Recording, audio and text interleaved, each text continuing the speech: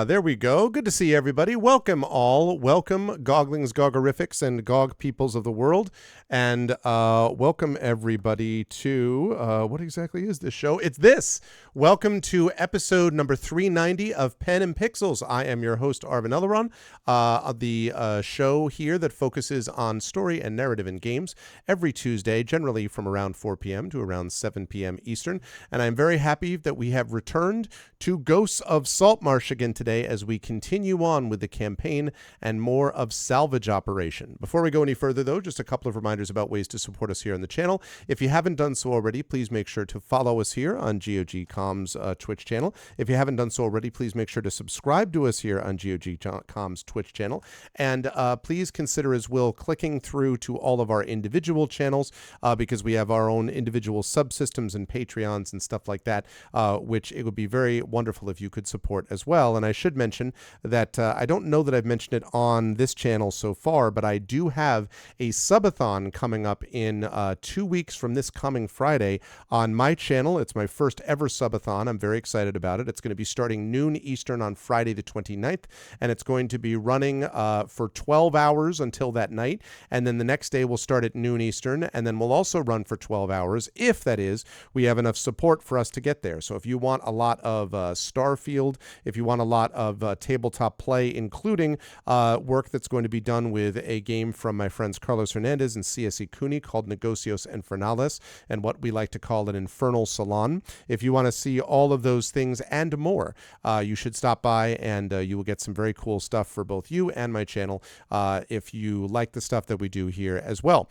But we are doing Ghosts of Saltmarsh today. We have got Talisman Adventures, I believe, which is going to be coming up next week, and then the week after that we will be continuing with the Celasta Palace of Ice DLC, which we just had a chance to start last time. But today it is Ghosts of Saltmarsh time, and so I'm going to unmute myself and apologize unreservedly to anyone I interrupted because I couldn't hear them, and then I'm going to unmute them, and last but certainly not least, I'm going to head over to reveal to you the incredible crew of D&D with GOG Ghosts of Saltmarsh. We do not have Fleos with us, who is back at school today. We hope our thoughts are with Fleos. Thoughts and prayers are with Fleos as he's back at school. I know that feel all too well. But he's a teacher. We should mention he's a teacher. Yes. Just to be clear. Yes. Fleos has just gotten into 6th grade. He's doing really well. No, he is a teacher. It's really come together. But I am very excited to have the regulars from the D&D with GOG Saltmarsh crew with us, and it is my pleasure to begin by introducing the person right below me on the screen, and that happens to be Pyra Pyron Jade, who was with us. And what we have learned about Pyron Jade in the green room chat is that Pyron has a very high pain threshold. We're not going to say any more than that. You can just figure out all the rest on your own, whatever that may or may not imply. But very strong pain threshold, which is, feels commensurate with what she does as the leader of the GOG stream team. She just maintain and handle pain all the time and does a wonderful job with it. Anyway, how are you, Pyron? How's life in the universe with you, and who are you playing today? The stream team of wonderful people, and no, I don't need my high pain threshold for that. But I've got to tell you something, Ted, and I've got to show you something. I held off with this to just wait a minute. So, chat people, I've got 2 kids. So one Sunday morning, when everybody was still sleeping, I decided to go to the flea market to buy some clothes for the little one, because you go through them like I don't know. And so I went there, and we needed a winter jacket and stuff like that. And I need to show you what I bought at the flea market because it's amazing. It's magnificent.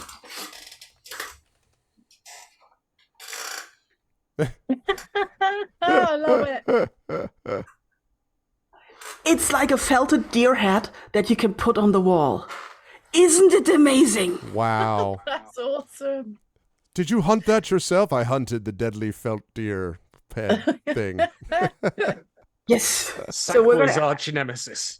It's gonna go somewhere. It's gonna go somewhere in this room. I'm not decided as to where yet, but it's amazing.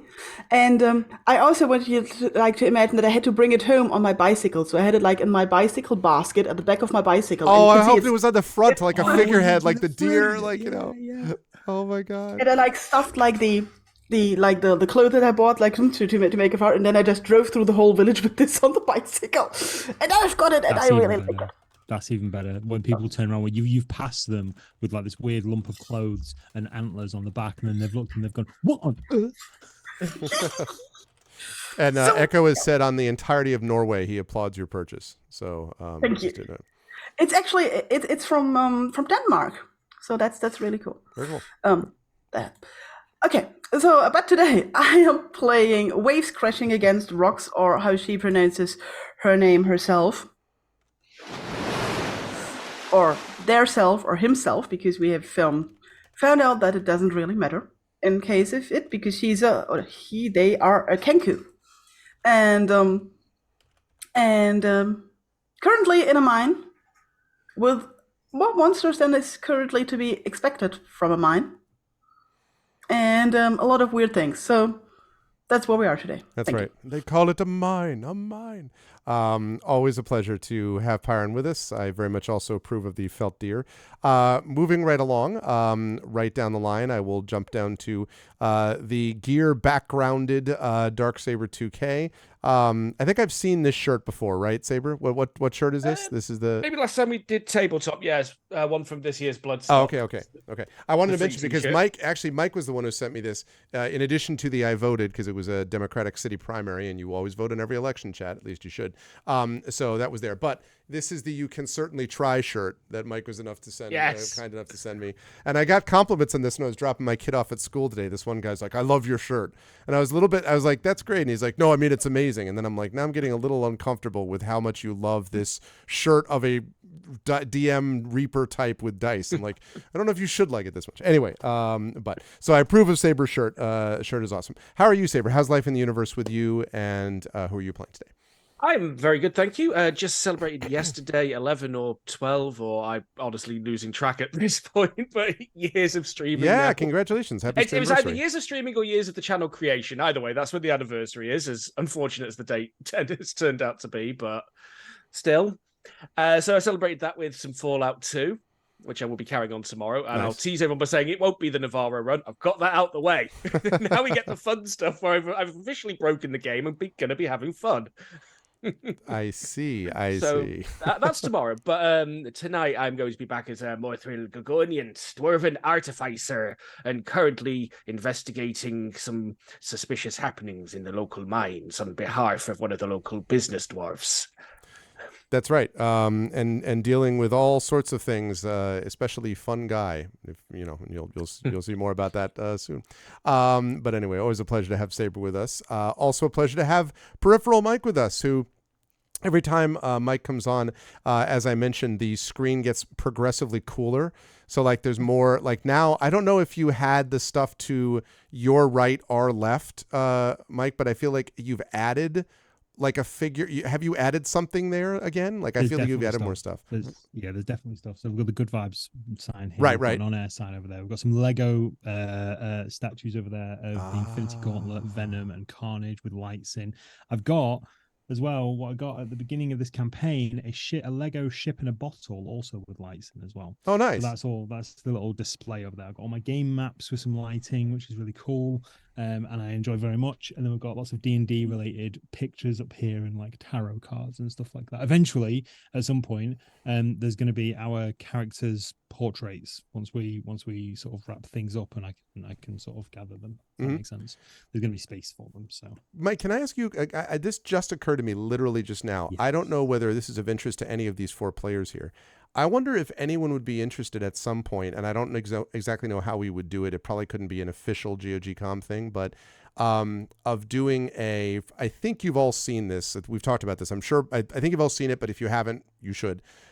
Doing a watch with members of chat, like doing like a how in Prime they have you can watch videos and watch it, of D&D Honor Among Thieves. It would be cool to watch a D&D movie with the 4 of you and chat. If there's some way to do that on one of our channels, if GOG, probably we couldn't do it on GOG, but one of our channels maybe. So it just struck me when you were pointing things out with all the D&D stuff, like we should do that sometime for either like a fundraising thing or just for fun. Sorry, it just came to me. Cool. Please continue. No, that would be absolutely awesome. If that becomes a thing, I would absolutely love to. Okay. But yeah, so today I'm going to be playing Silvo Janus Betulus, our half-elven aberrant mind sorcerer. I don't know why that's always so difficult for me to remember. I think because he's cosplaying as a urchin thief, but he's actually an aberrant mind sorcerer. And yeah, he's not really sure what he's gotten himself into. So he's kind of interested to know what's going on, but also really doesn't want to stay in this mine very long because he's still not sure what he's doing with his magic, and he only packed a knife. So he's brought a knife to a mushroom fight. He has brought a knife to a mushroom fight. The other thing too, of course, is that there is as we'll talk about in just a moment, there is in the background, the knowledge that the players also are supposed to go deal with this artifact on a ship thing at some point too. So that's also on the minds of the players. And we'll see if there may, in fact, I think Morthwell was starting to suggest there might be a connection between those two things insofar as there were creatures walking out of the water that were undead into this very mine, allegedly also. So we will see. But in any case, it is a great pleasure to have Mike with us as always. And it is also, as I wait just for a moment, because I see there's people occupied otherwise with things and stuff, and he waits to see if okay. While Inanda's finishing up talking with whoever she's talking with, I will simply say that there we go. Inanda is back, and I will say hello to Inanda. So welcome, Inanda. How are you? It's good to see you. I hope all is well. And I did want to ask, can you point to one of the behind you? I love the bookcase to the left of you. And I was like, is there some particular book that you're like, this is the coolest thing about this thing behind me? Because I thought of it when Mike was showing off his background. So is there something from the bookcase stuff that you're like, this is the thing that I think is super cool, or just all of it? Or I've got a few. The one that's really cool is actually next to me. Hang on a second. I've got my favorite book is my Wonder Woman. Oh, book. Wonder Woman, nice. I'm a big superhero geek. But down here I've also got the Buffy the Vampire Slayer tabletop. Okay. Adventures. Yeah, there's random stuff. There's also some cards that my children have got me. There's one that says, "Mum, you're one of my favorite parents." Mum,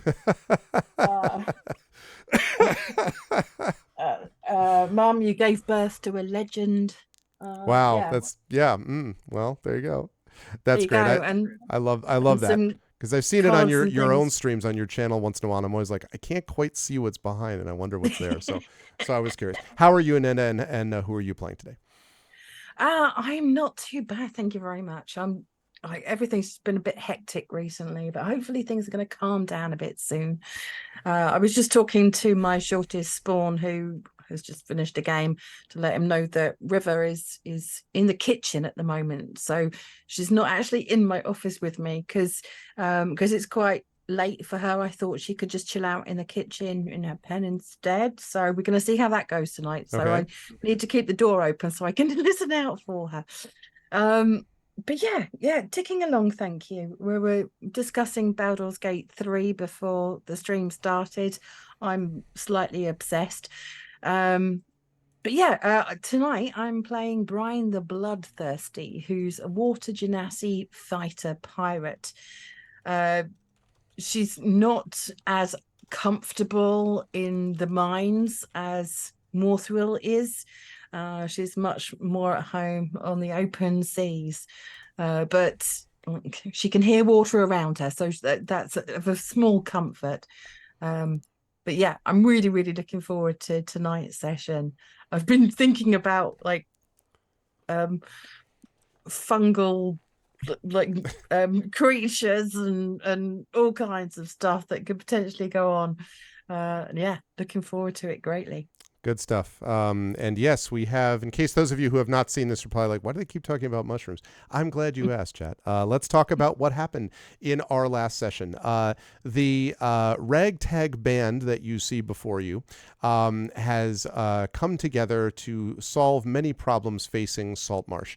And at the moment, they are engaged in a rather serious kind of thing. A couple of things have started to come together. And one of those things is trying to get Saltmarsh to be protected against a potential invasion of the Sahuagin, who is the enemy of most of the coastal races. And they're doing this under the lines of, and I just realized I didn't have GOG alerts on here. Damn it. Sorry. Saber is subscribed for 92 months. Thank you. Badger Mushroom. Thank you, Saber.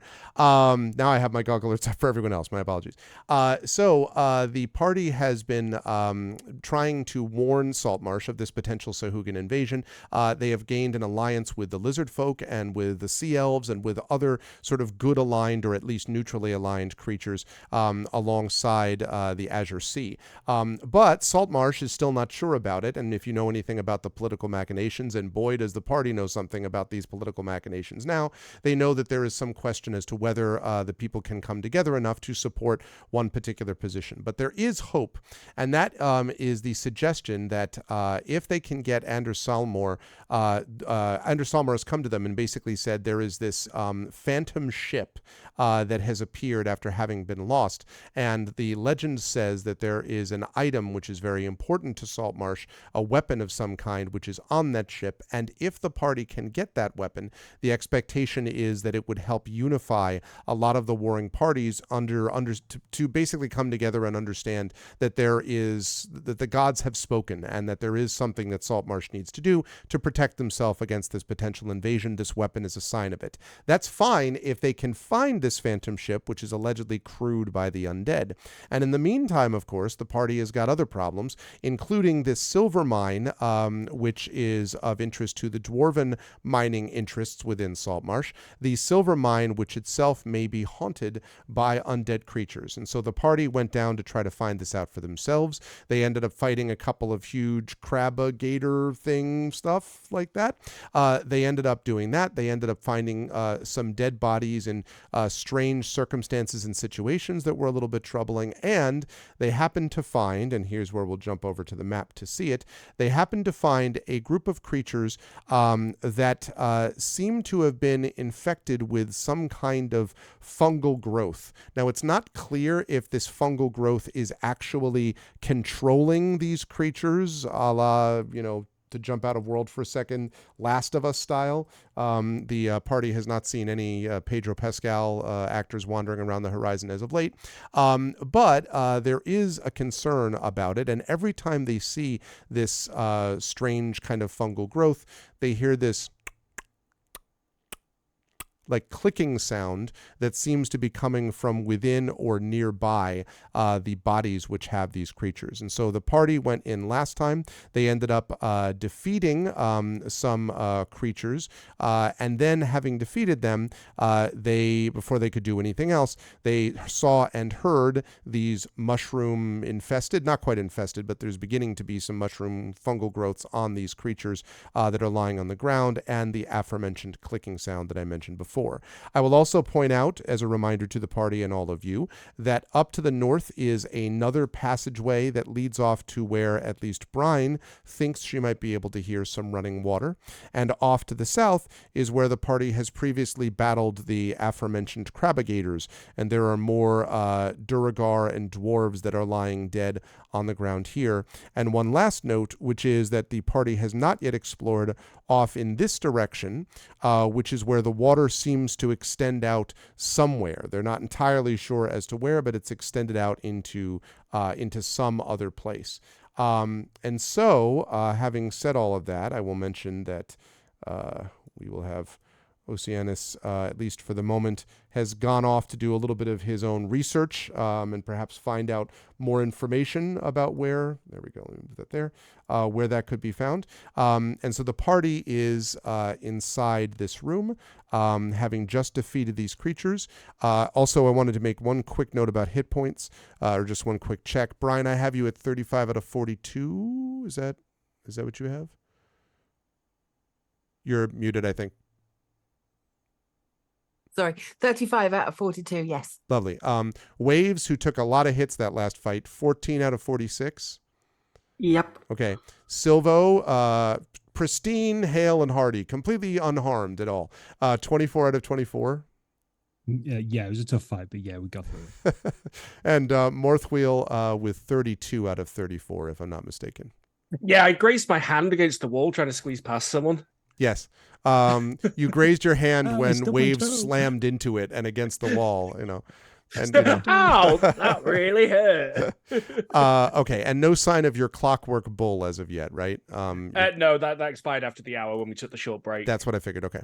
Mhm. All right. I would say I'm sorry, but I don't have a button for it. So just say I You agree. You didn't make an apology button for your character. I don't think I have one. I'm sorry for grazing your hand. Actually, that's kind of sad as well, because that means no one's ever apologized to Waves either. Oh, you're right. Mm.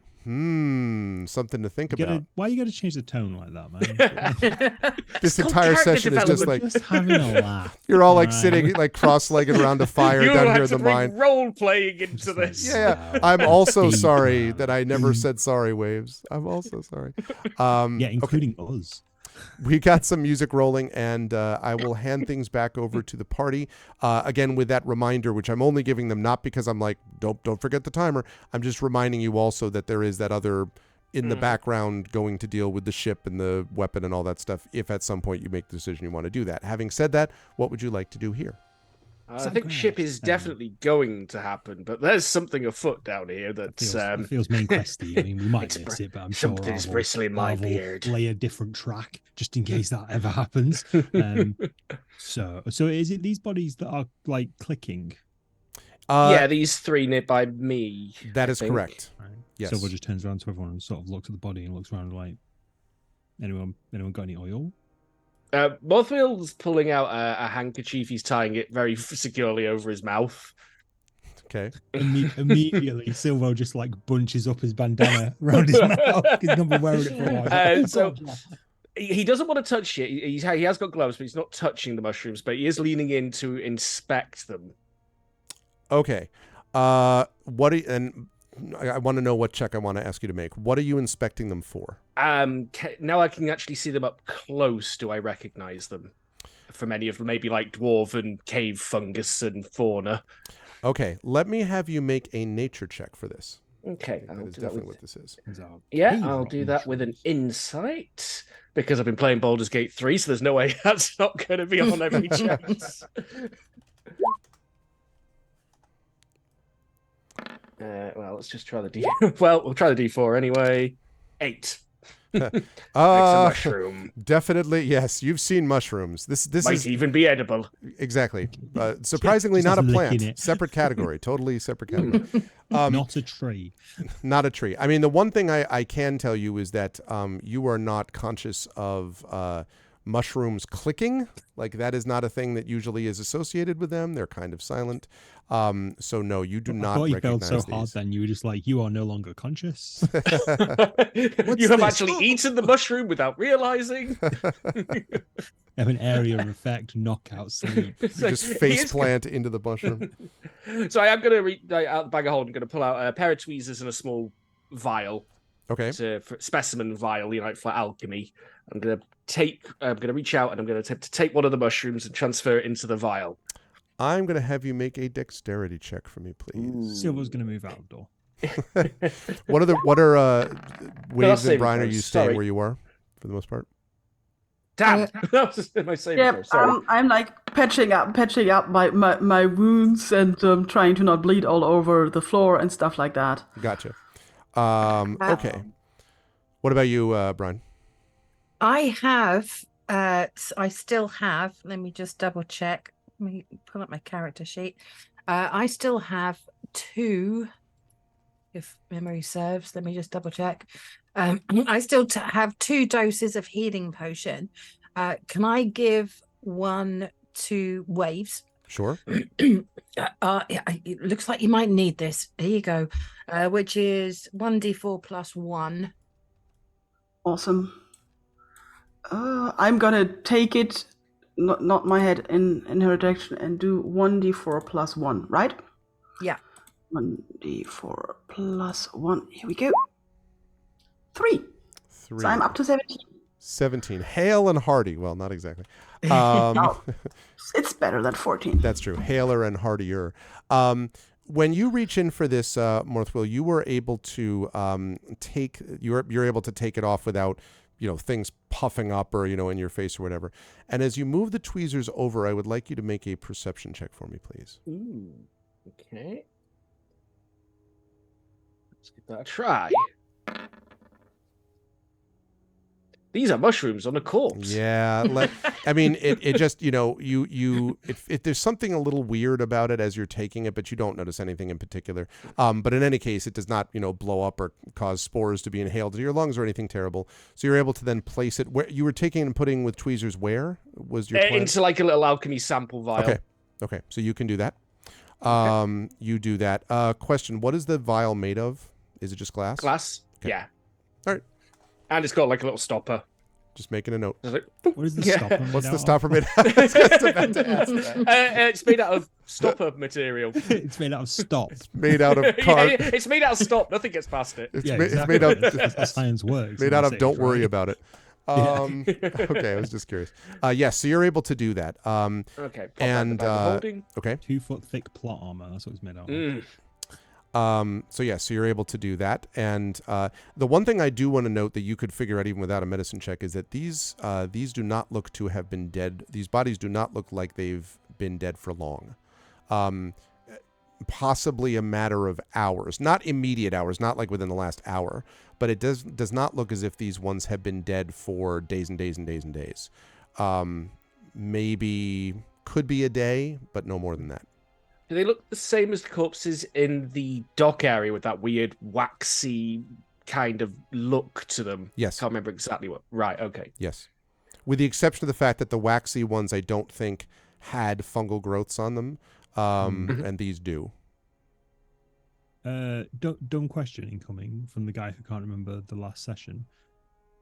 What did we kill last session in this room? I actually Older people. had a note on that. Yeah, there Older was a people. spider room and there were dwarves wrapped up and cocooned. Yeah, that's right. Oh, Ettercaps. Yeah, Edder got it. caps. So yeah, we saw the obvious spider room and decided we didn't fancy obvious spiders at that time. So we got the less obvious spider room. I Yeah. remember now. Yeah, go. We got the Cool, sneaky thank you. spiders. Just when you were saying these haven't been dead that long, I'm like, did we not just kill them? Like, it's not. Are these No, not corpses these we ones. just killed? Yeah, no, I'm these. just like, no, that doesn't make any sense because we'd have seen the mold people walking around. So Right. okay, cool. Thank you. That's right. And there is a door to the west, and of course that passageway to the north as well. That's where the others came from during the attack, wasn't it? That tunnel. That is correct. Mm. Yeah, Yeah, and go the check it door out. to the north is swollen with water as well. I've got. Oh yes, I remember something to that That's effect. most of the doors here, isn't it? At A this point? lot of them have been. Mm. But you mean there's no door up here? You mean The door here. you mean It the was one the west door. the I west think. door? Yeah. Mm. What are these things on the wall over here? Are these just benches or? Yeah, because what this actually looks like, as you're sort of looking carefully, is there are a couple of workbenches, and that's actually what those two things are over there. And there are tools and material, and also underneath and around those things are what look like lumber that basically have been stacked there. And again, the lumber also looks like it's I wouldn't say damp, but it definitely looks a little bit like the lumber has maybe been here for a while. Although I will point out that Morthwill, this you don't need to make a check for, because unlike time with mushrooms, you spend time with this all the time. Almost certainly this is shipbuilding material, as in lumber that one would use to build a ship. And there's a fair bit of it down here. What can I pinch on the table? I'm sorry, say again?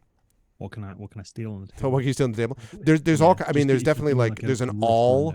You know, that like punch tool. There's like saws. There are a bunch of things like that. They're not weapon ready, but they are serviceable as carpentry tools. A screwdriver. No, but there's probably the equivalent of like a crowbar. I want something smaller. A chisel. Yes, there would be a chisel. Is it Yes. chisel? Okay. Yep. So Silver's just sort of walking around this bit, and I don't know if anybody's paying any attention to his shenanigans. But as he walks around, you know, a couple of screws, some bolts, a chisel just seems to disappear from the table. Okay.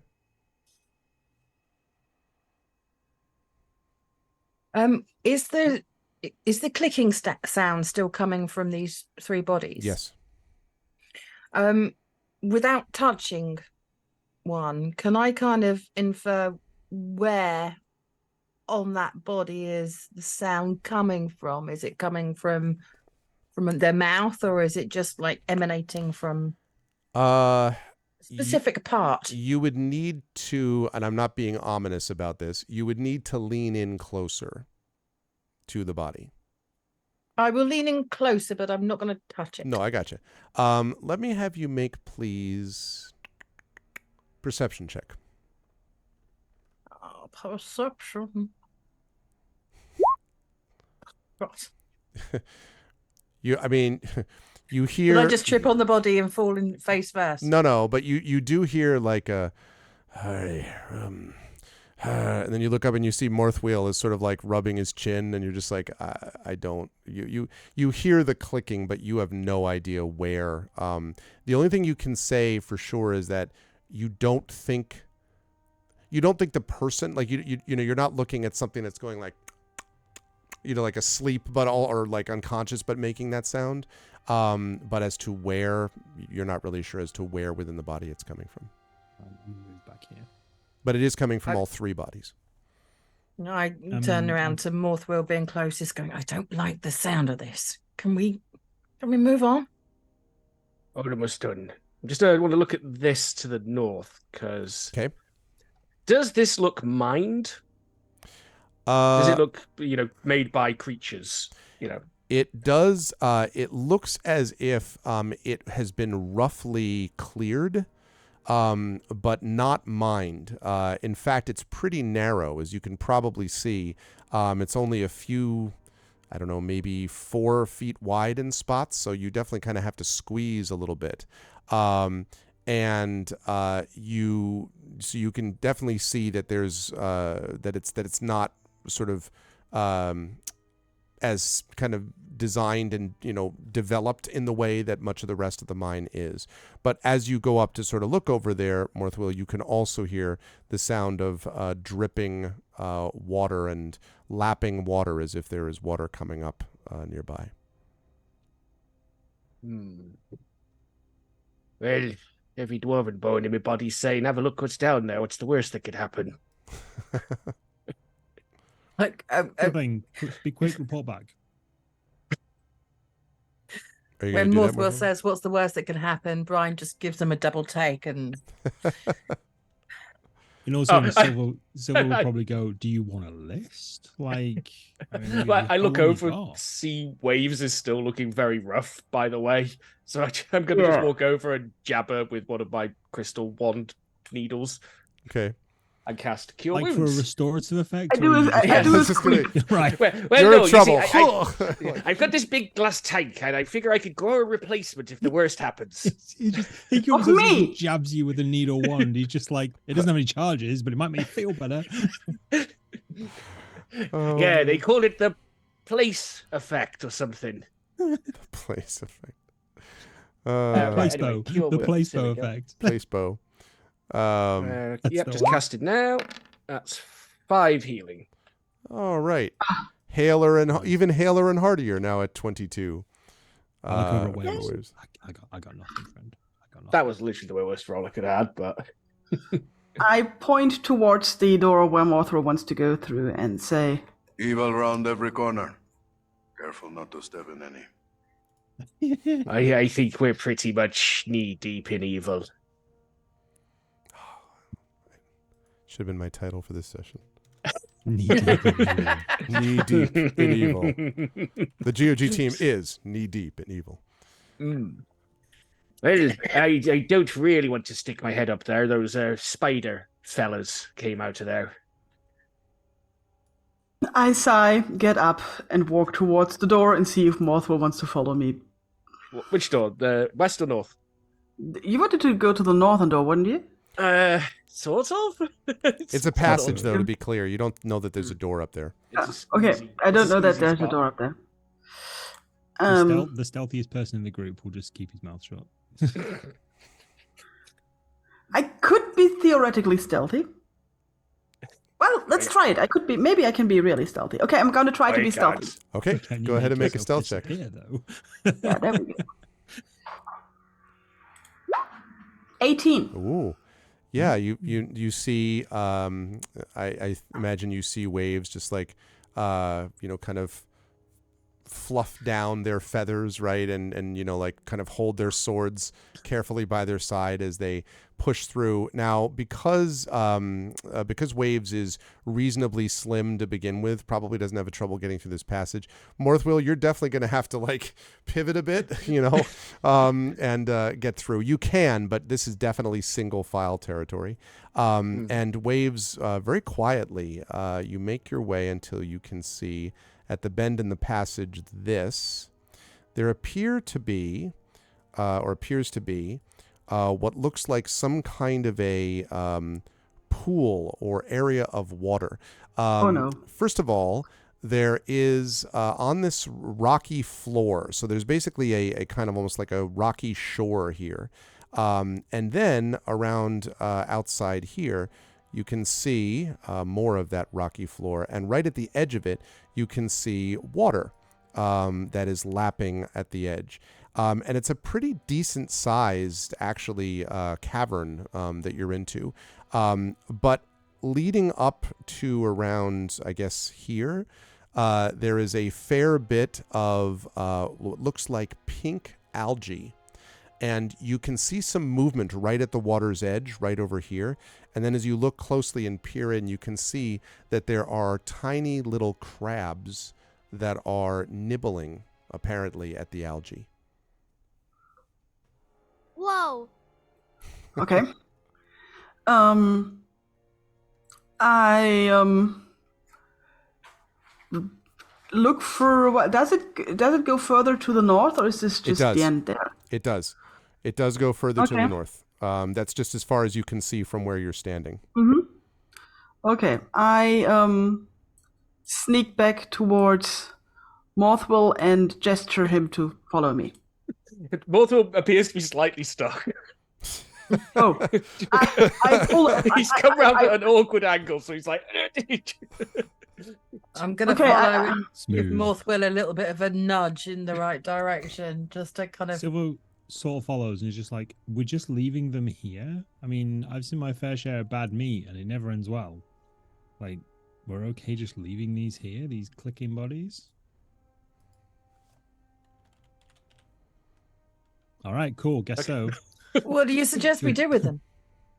I don't know. Burn them, throw them in the water. I'm not sure I want them in the water. Don't want them between us and the exit. Unstuck. Okay. Let me draw out as well, just quickly, where this algae is. I whisper back, if you want to burn them, that's your prerogative.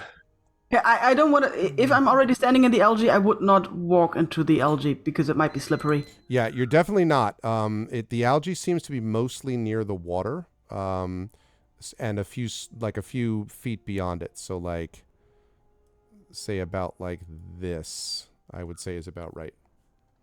Where those pink squares are. I point towards the algae and say,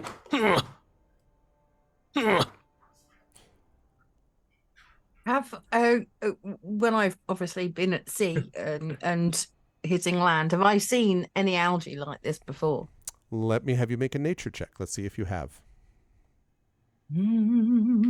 I'll give you a +2 on this, Brian, actually. So just add 2 to whatever that is. 20 then. Yeah, you think you have seen certain kinds of algae like this, especially ones that certain shellfish or fish or, crustaceans in this case can be interested in and feed on.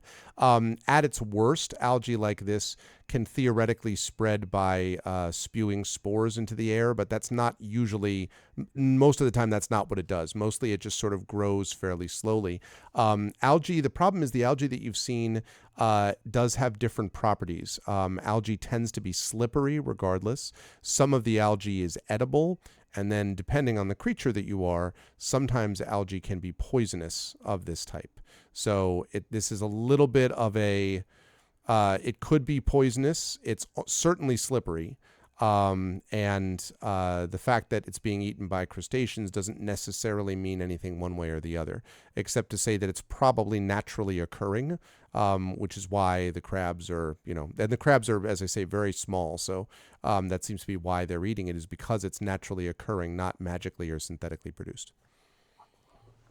Okay. When relaying this to the party members, I'm just going to say, look, just stay away from the algae. Apart from it being a massive slip hazard, we don't know necessarily that it's not poisonous. And judging from some of the bodies we've seen, I just don't want to take the chance that might be the cause of it. So let's just scooch around this way, and then I'm gonna point to the northern end. Okay, I start. What was it? Scooching? Scooching. Yes, professionally scooching. Yes. Are you trying to stay stealthy while scooching, Waves? I would like to try to stay stealthy while scooching. Okay. I don't trust the crabs nor the algae nor anything. Let me have you make the stealth check, and anyone else who wants to can try to stay stealthy or not. It's up to you. I 17. So we're just like, why is it pink though? That's gross. You know what? I'll do stealth for a laugh. All right, Waves is just quietly moves along the wall. Brian, a little less, so... not bad. I've seen worse from Morthwill. In fact, Mr. I'm the stealthiest in the party. Hey, I have a proficiency in stealth just because I rolled shite. Okay? The excuses. Mister. I have this image of Silvo behind everyone else being like, you all need to be much, much quieter. I can hear everything. But like loudly stage whispering, Morthwill just turns around to just shh, right in Silvo's face.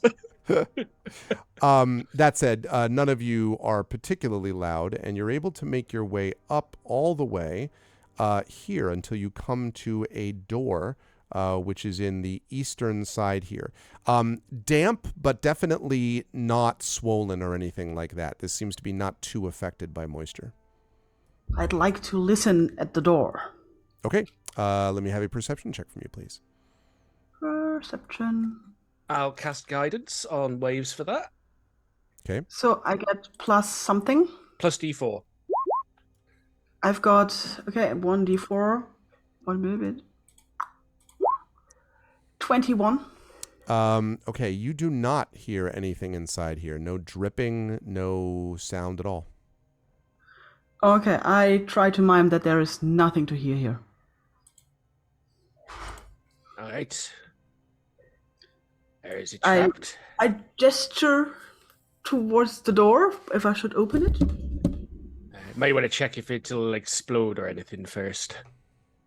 Okay, I step aside. I'll I- investigate the door for traps. So, Okay. investigation? Yes, so make an investigation check for me, please. Okay. Ooh, 20. You don't think so. Also, this door seems to be used fairly often from what you can tell. There's some wear on the handle and so on. Seems to be not abandoned or old or anything like that. All right. Morthil's going to try the door then. Door is not locked, and when it opens, you see a Odor. passageway that leads here. And even from your vantage point, Morthwell, you can see that there's a little more to the room to the north. You need to get in further to see. But even from your vantage point, you can see that there are a number of barrels and boxes and crates in here all along the walls. All seem to be closed at the moment. But there are definitely... I can get that crowbar real quick. and like stacked up and stuff like that. Okay. Morthil's just like, I think we may have found the storehouse. I was honestly expecting a silver-shaped blur past me at that point. There's a silver shape behind you at the moment. There's you and waves. I'm gonna head in, I think. Ooh. Immediately behind you until he can get past. There we go. Okay. Morthil just stands in the stairwell, just going, "Would you look at that? Isn't that a sight?" Just vault you. Yeah. So now you can see that it is not a very large room. It's, okay size maybe. But there are, again, bunches and bunches of these barrels and boxes and crates, all closed, all stacked around the walls of this room. And also, one other note, the room itself seems somewhat drier than a lot of the rooms you've been in so far, for whatever the reason. Silver's running back to the other room to grab the crowbar. Okay. Do you do so by going over the pink algae to save time, by chance? Yeah, absolutely. I reach into my bag of holding and pull out my crowbar. Okay. God damn it. That's really funny. Should have just asked. I go back to Brian and shrug and just stand here. Okay. I would like to, as people are stealthing past, the pink algae, I would like to observe the crab's behavior and also to see if there's any kind of anomalies. Are any of them larger than they should be, or Excuse me, just does gonna anything scoot look past real quick? weird? No, these look like they're very small. They presumably are maybe even baby crabs, if you had to guess. There are a decent number of them, and they seem to be just sort of scuttling to and fro, kind of chewing on the algae and then kind of skittering over the side into the water, and then others come up as well. As I said, there's a decent number of them, but they don't seem to be acting unusually from crabs that you know. None of them seem to be turning into crabigators or anything. Not as of yet. Awesome. Okay, Morthwell, you were using crowbar, I believe. Okay. I've used crowbar on loot containers. I like the image, by the way, that the crowbar, the loot container's open by the time Silvo comes speeding back into the room. Silver's already back. He ran at full speed. Okay. In this barrel, this crate that you open up, Morthwell, you find what looks like a bunch of jerky, like salted meat, in there. How much? A good amount, actually. Probably, I don't know how many pounds, but it looks like this would be enough to probably feed a good number of people, maybe 10, 15 people for a couple of weeks or more. There's a lot of it in this crate. As you open the barrel next to it, you can see that there are also some what looks like possibly flour in there. And then another one that you open seems to have some kind of it might be kind of a dried possibly like dried fish, if you had to guess, like sort of like, like salted fish.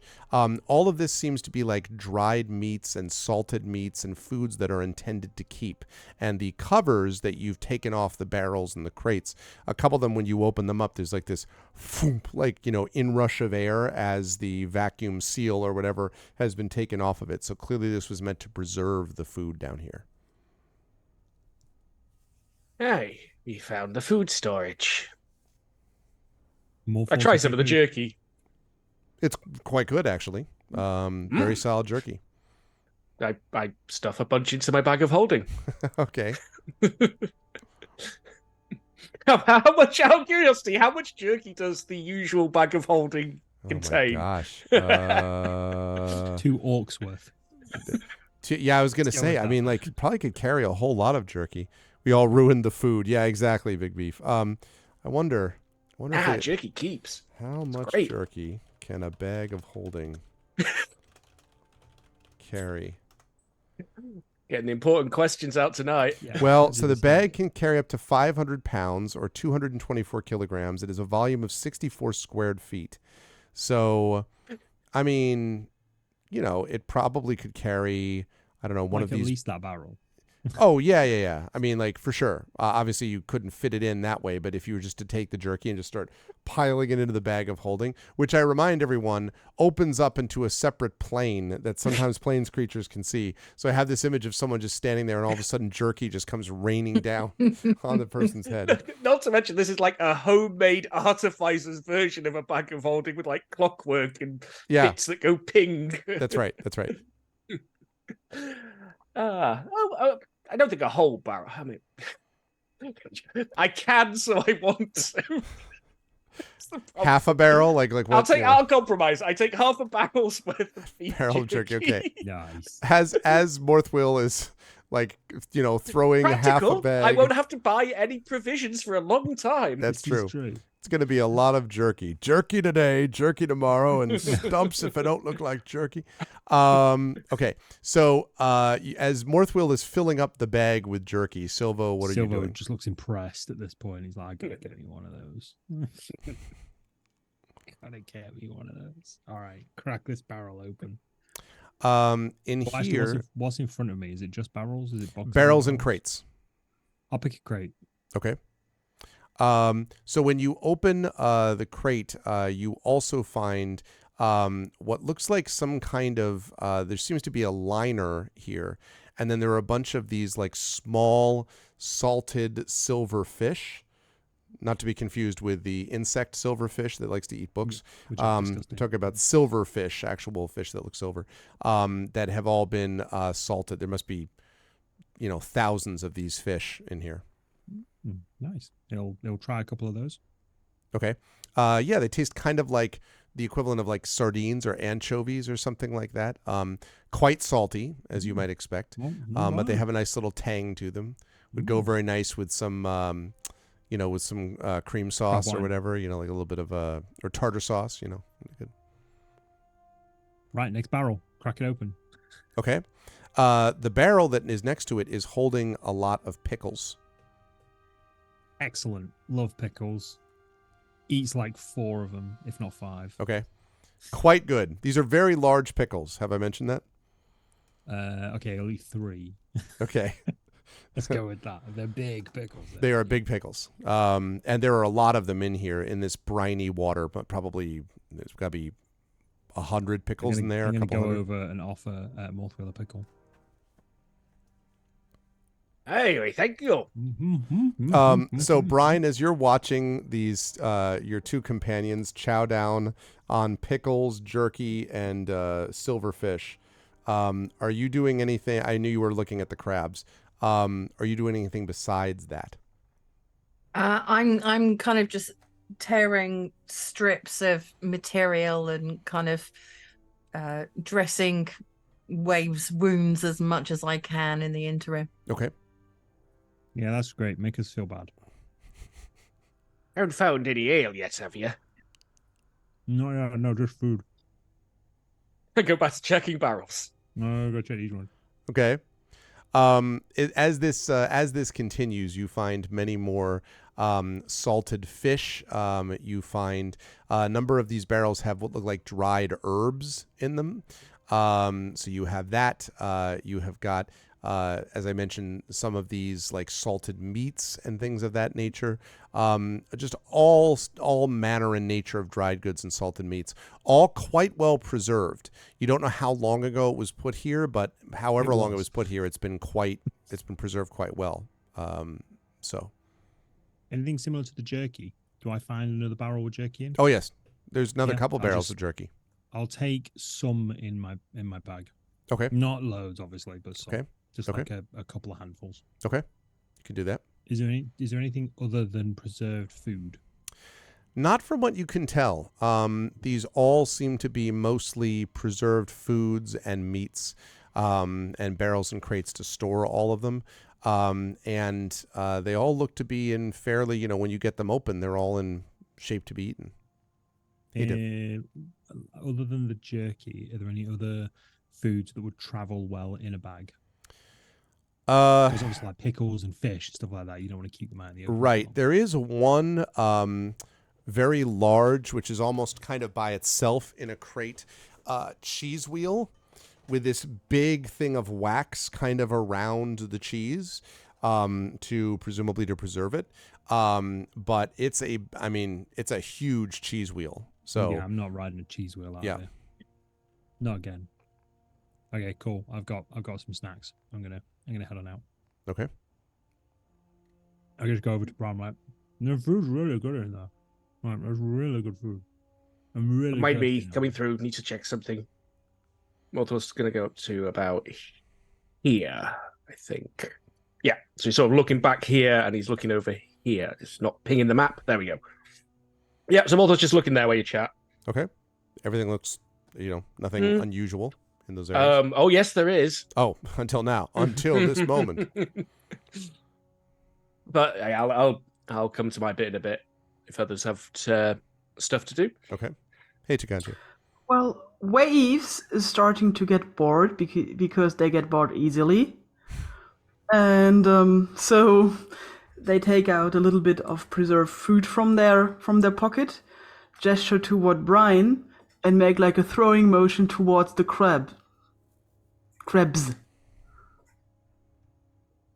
I nod to Waves and say, I mean, sometimes you should let sleeping crabs lie, but Wave sighs and puts the food away, but looks towards Although- Mothwill, standing there. So Maybe it just Moth comes to will the do side of something him interesting. Maybe the with like a boring part will be over in a moment. armful of food, and he's just like, Well- you want some? This room's unusual to me, because who's the food for? And points to the cave, the tunnel we just come in by. Goes, that ain't an easy way to get at food. I point toward the water and make a rowing motion. Mm, Yeah, just the purpose of this room when there's a perfectly good dock just on the other side there. Are there any Seems other doors unusual. in here? Hmm? Are there any other doors in here? Of There are not in this storeroom thing up here, or yeah. In this sort of area. no. The water definitely does extend down this Yeah. way. So there's that. But there are no, and you're on one side of this area, but just the exit leading to the water, or again this door that's leading out here to the east, or this thing that eventually leads you back to the passageway right here through which you came. Well, Mothwell, as apparently nothing interesting is happening, I walk towards Mothwill and stare at him. Mothwell, you're a bit of an expert on this. Does that tunnel look like it's always been there? Because there's stairs going to it.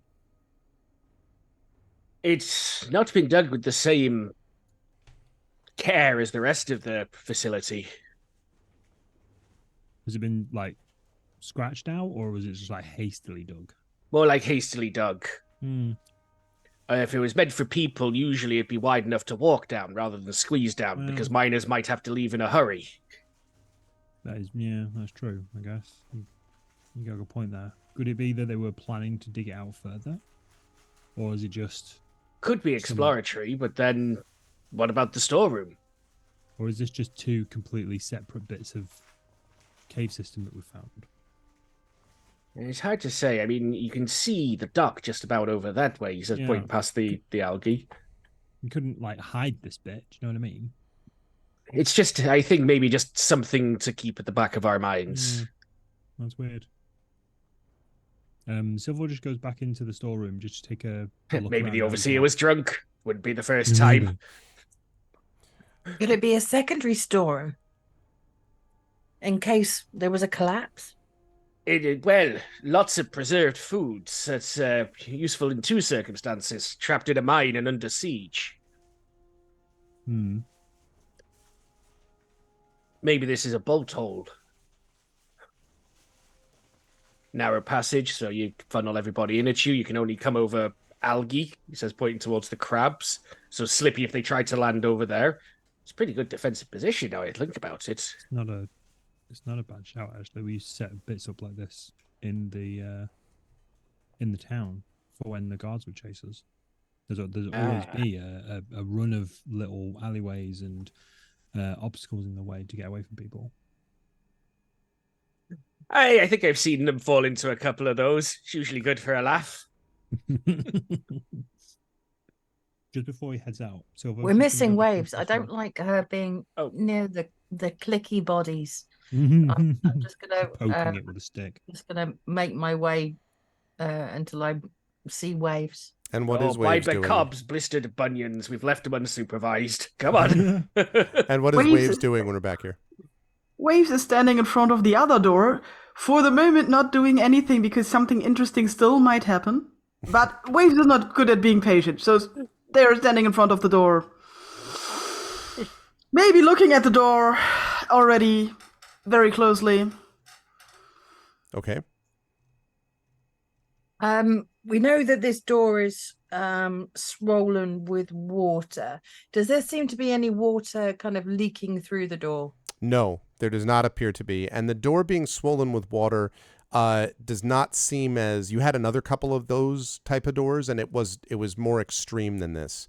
It's probably going to be a little difficult to get open, but it doesn't look as if it's like, stuck dead, like it's been this way for a while. Okay. I can't remember if I listened to the door previously in the last session. Yeah, I don't think you did. I think we you did before that point. I would like to do that then. Okay. Go ahead and make a perception check for me, please. Oh, I shall do that. Perception. I'm perceptive. I mean, it's a door. Yeah, definitely a door. You've seen this before, and doors are a big part of it. Made of wood. Waves are like standing next to you, like poking over your shoulder with her beak. That's why you can't hear anything. So like,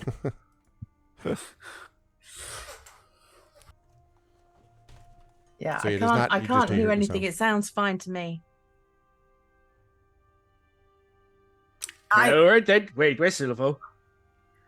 Yeah, excellent segue. So Silvo, just before the others sort of gathered to leave through the passageway, he's just gonna nip back into the storeroom and just take a very careful look around. Not too long, but like with the mindset of, all right, if this is a bolt hole and I was someone dodgy, would I hide something in here?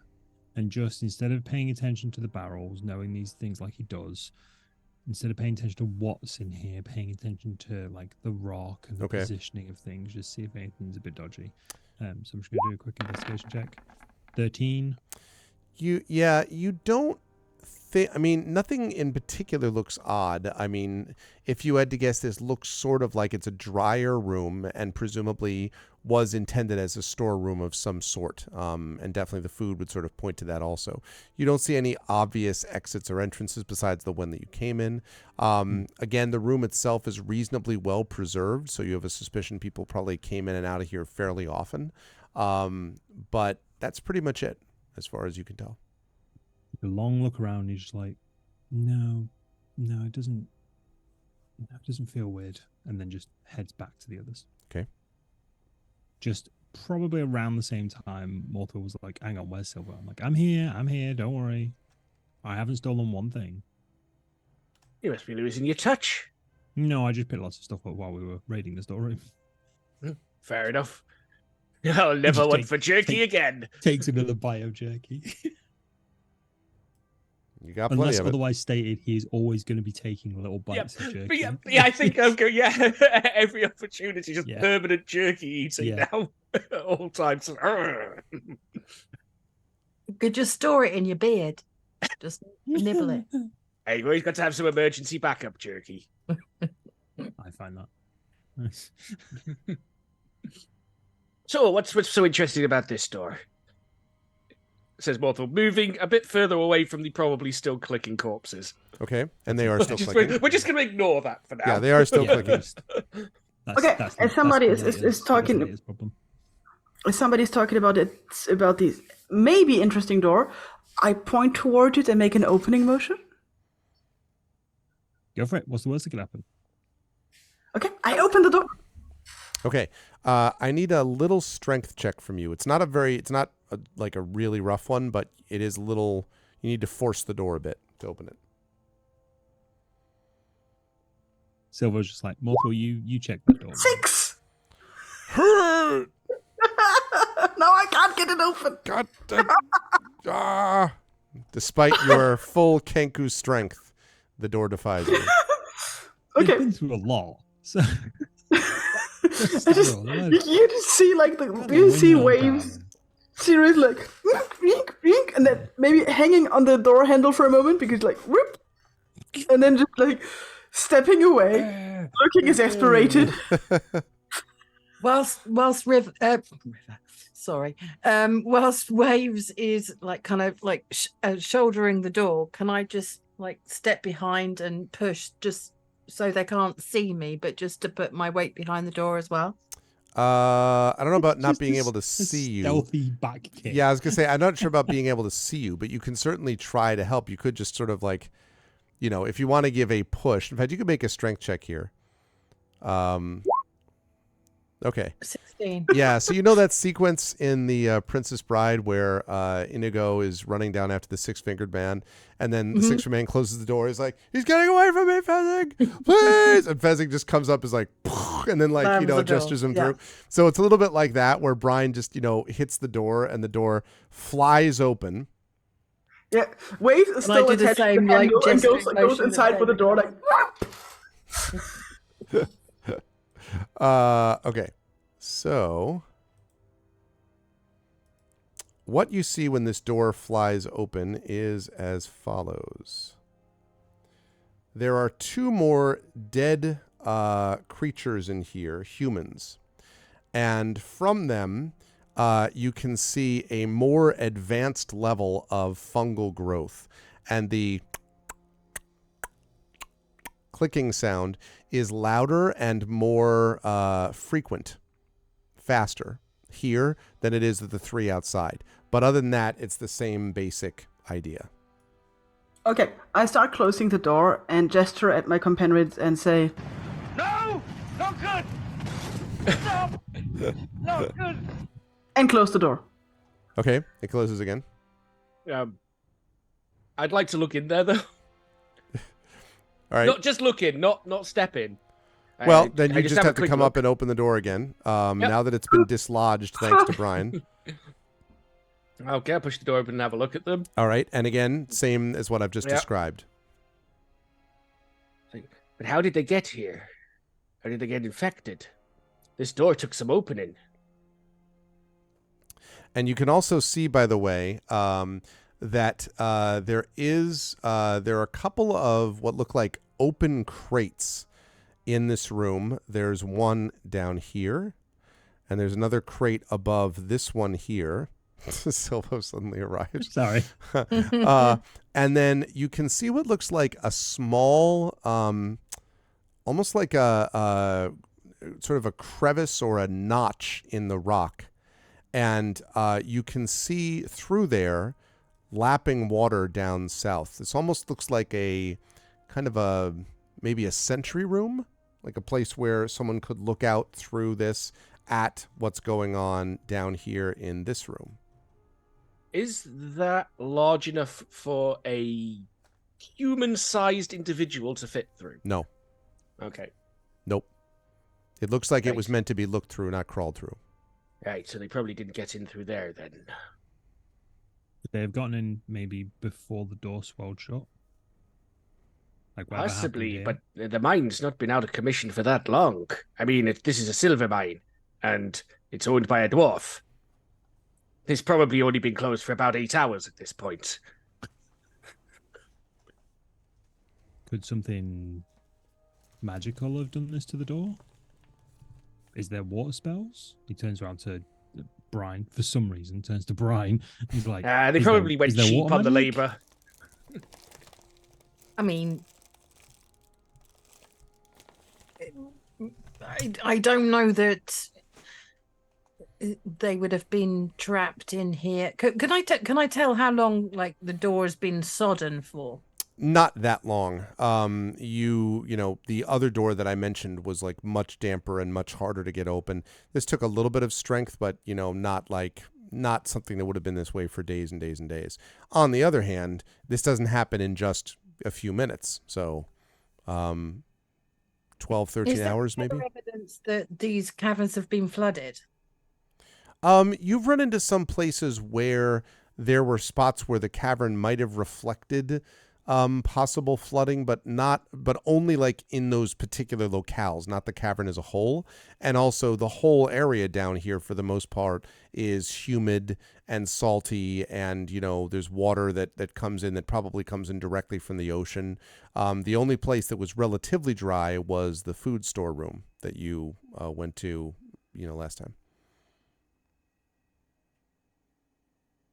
I can't explain it. I mean, if the door is this sodden, I can't see that these rooms were completely flooded. Otherwise, well, I This is I don't weird. know that these people drowned. I mean, this is I don't know. confusing. I Maybe think we should- Silver might have had the right idea. Silver's going to step into the doorway and sort of have not a look, but like look at the bodies. Are there any arrow piercings? Do these people look like they died of non-natural causes? Axe to the face? Not that sort of arrow thing? piercings. They do have the same No. kind of waxy demeanor or waxy sort of complexion that you've seen elsewhere on some of these creatures in the mines. Yeah, it could be any non-penetrative death, basically. Right. Like not sword, axe, flail, crushing, that sort of thing. Okay. And there is some of this fungal growth that I mentioned before.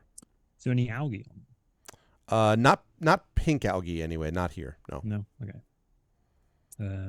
From here, can I lean in and see what else is in the room? Let's see. From there, I don't If I'm possibly. leaning I mean, you could on- definitely see that there are two what look like open crates, and you catch what look like some glinting of possibly money, coins of some kind in these couple of open crates. Let's say that, didn't you? In the crates? Yep. Where are these crates? There's several of them. There's two open crates. There's one that's down here, and then there's one which is behind. I don't here. see a ping. Is that just me? Oh, one here. Okay, cool. You saw that? So where the body is. Yeah. Cool. Excellent. Yeah, you can actually see it a little bit on the map, like one there. Yeah. And Is the one clicking up here. as pronounced as the advanced mushroom person we found earlier? No, but it's more it's more advanced and definitely more rapid in sound than the creatures that you just left, The the ones in humans in the here. other room, right? Yeah. Okay. But not as bad as the one to the south in the single room. Right. That's right. Okay. Okay, cool. I'm going to... Fuck it, I'll try stealth. I'm going to try and stealthily go in the room. Okay. Go ahead and stealth in. 15. Okay. Yeah, you're able to move in pretty quietly, I would say. over to the crate, see what was in it. Okay. So you see, first of all, in this crate, a lot of coins, a lot of dim copper-covered or copper-colored coins here. And then there's also a small small greenish gem as well. Oh, that's immediately in my pocket. Okay. I'm guessing nothing happens when I pick up the green gem. Nothing happens. No, okay, cool. That's not even a thought. Green gem. I need to write that down. Copper colored coins. No gold. It does not look like it. There may be a couple of these other. I mentioned the green colored gems. There is also there is some fairly large and bulky item which is wrapped in a cloth. In one of the Bulky, crates. like a short sword, a long sword, a spear. No, Shield. bulky is in sort of like lumpy bulky. Lumpy bulky. Okay. Is it very heavy when I try and pick it up? Could I put it under one arm? You would say that it is pretty. It's got more weight than you might expect. It's not. It doesn't feel very big, or it doesn't look very big under the cloth, but Okay, it does whatever it weigh is, more is- than you would expect. Okay, cool. So I'm going to go over to the other crate and just see what I can find there. And then I'm going to come back for the lumpy item. Okay. In the other crate, you can see another one of those sort of strange green gems. So first one you went to had one of those. This one has one of those as well. And then another few copper pieces. If you took the time to count it, I would say it'd be about like 400 copper pieces or so. Yeah, as much as if it were gold, this would be a different story. Silver, he would probably, be quite happy with standing there and just sort of shoveling money into his bag. But copper, he's not gonna surround himself with mushroom people for that long to count out copper pieces. So I'm gonna go pick up the lumpy, unidentified lumpy item. Okay. And carry it out. Okay. You can do that. Excellent stuff. I have no idea what this is. I'm gonna go over here. I'm gonna set it down, and I'm gonna unwrap it. Okay. Wait, how big is this? What are we talking? It is a. It's like I guess medium sized, like Okay, so maybe kind about of the size, maybe at the size of a rule book. Okay, but yeah. in sort of diameter, so Okay, decent okay, size. cool. Right, set it down, unwrap it. Being careful not to touch the item inside. I'm sort of using gloves and sort of pushing the wrapping away. Okay. So inside, as you look at this, I got to make sure I find how to. Okay, that's what I thought it was. I had to pronounce this word. When you open it up, you find there is this bumpy and ragged and kind of actually sharp. You have to be careful. Series of rainbow-colored stones that are all sort of put together. This might be what you might call a chalcedony. So basically this collection of minerals that can sometimes appear as a naturally occurring thing in certain damp caves and caverns and things like that, where this crystalline stuff sort of grows together over time and produces like a big lump of crystal or rock. So that's basically what this appears to be. Oh, okay. So they're then sort of naturally occurring collections of either precious or semi-precious stones. That's right. Right, okay. This is huge. It's big. It's a good size, yes. I look over to Morthwheel. I will give you a decent percentage if I can store this in your bag of holding. Wait, is this religious? Are you looking at Morthwheel? Morthwheel doesn't think so. Beyond the Okay. usual religion dwarves feel towards shiny stones must be ours. Okay. I will find his fee. I will give you a decent cut if I can store this in your bag of holding, because it's heavier than I am. I don't see the harm in that. Excellent. Right, lifts it up, pops it in the bag of holding. You try to do the thing where you're just like, oh, this isn't that heavy, and you turn away, like, type of thing, right? As it disappears into the bag, there's just like a little flash of one of the crystals and just like a Yep. And then a little bit of splashback of jerky as it comes out. Yeah, exactly. Just jerky on the wall now. Just leave a jerky trail behind me to find my way back now. Special recipe of chalcedony and jerky in a bag of holding. Jerkadoni is what we call it. Jerkadoni. All right, cool. I started to think you might be right about burning these, by the way, Silvo. I don't have any oil.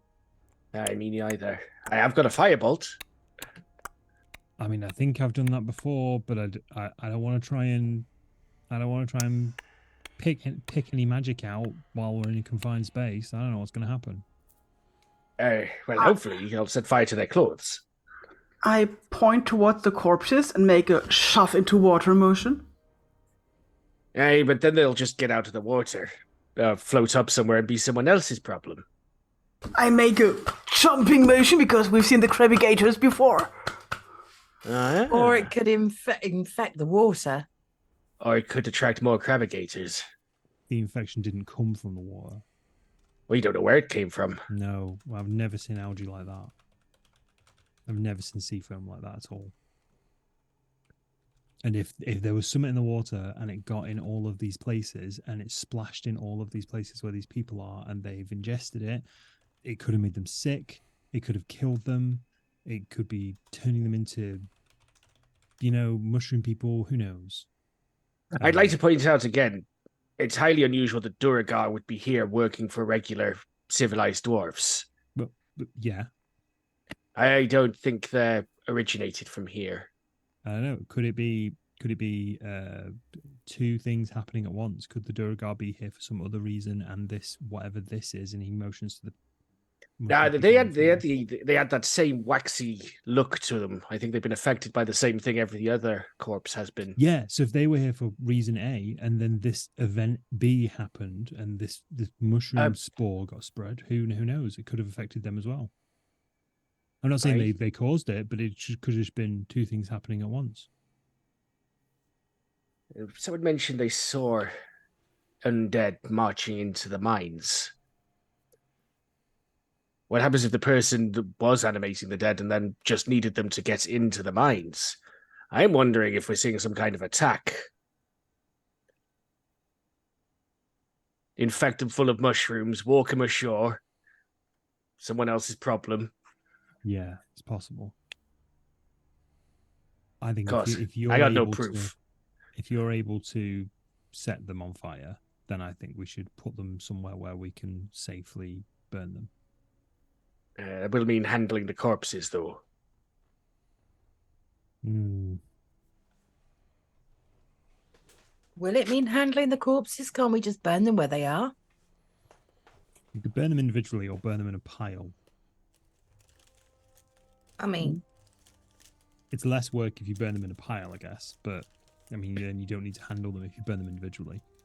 But we would have to handle them if we were burning them in a pile. Yeah. I'm making a motion of stuff burning and me then choking. We're in a mine. I mean, we would have to make sure that there's no smoke. I agree. You can't burn fresh stuff without smoke. Unfortunately true. The alchemists have been working on that for centuries.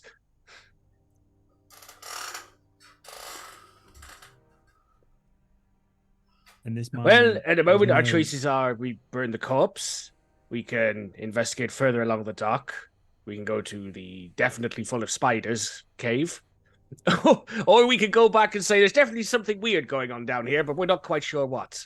I mean, we've done our job, right? Like we've investigated the mine.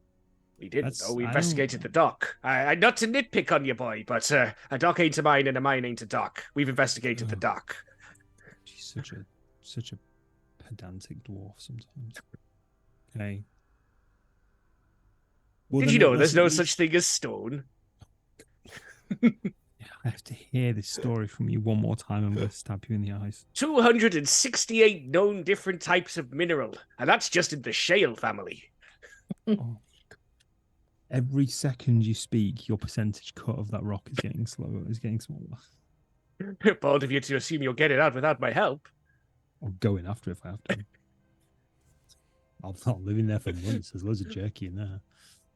Anyway, Take notes. They'll be useful for my research. I've been in worse places than your bag of holding. Right. Can we lock this door? You can close it. I mean, you might have to like spike it shut if you want to. Can we spike it? Is anyone Morthwheel?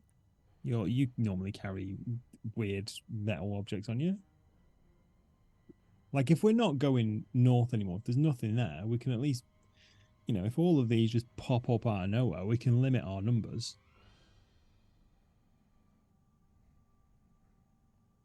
Yeah, I mean, we don't know whether they could infect us. We don't know whether they are undead, especially if people have witnessed undead coming in here.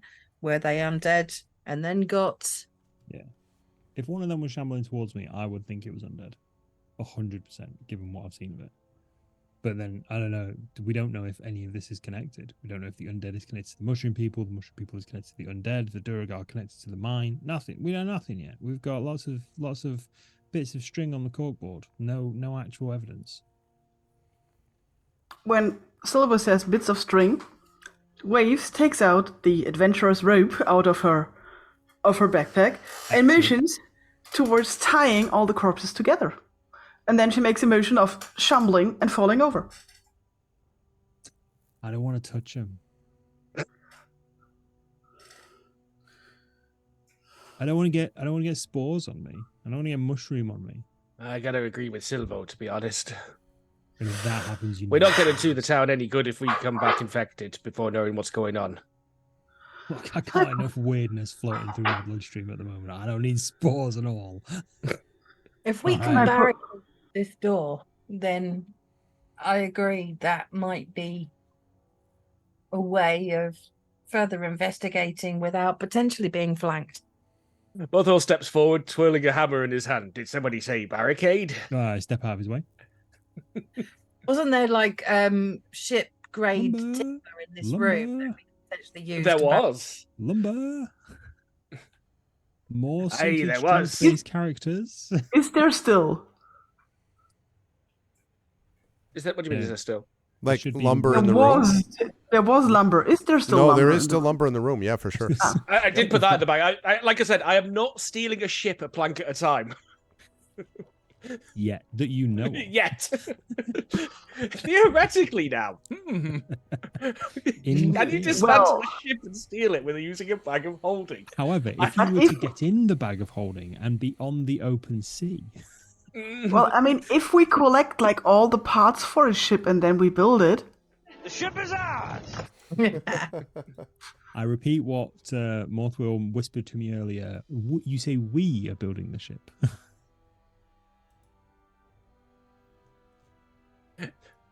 Well, if anyone's going to fetch the lumber, I'll get started on the barricade. That sounds like an excellent job for Brian. I'm going to stand over I'll here go and help supervise. fetch lumber and kind of pile it up outside so Yeah. that Northwill can. Yeah, I'm going to keep an barricade the ear out door. for shambling mushroom people. That's a I don't know what sensible they sound idea. I don't know what they sound like, but I'm sure they don't sound like pirates gathering lumber. Okay.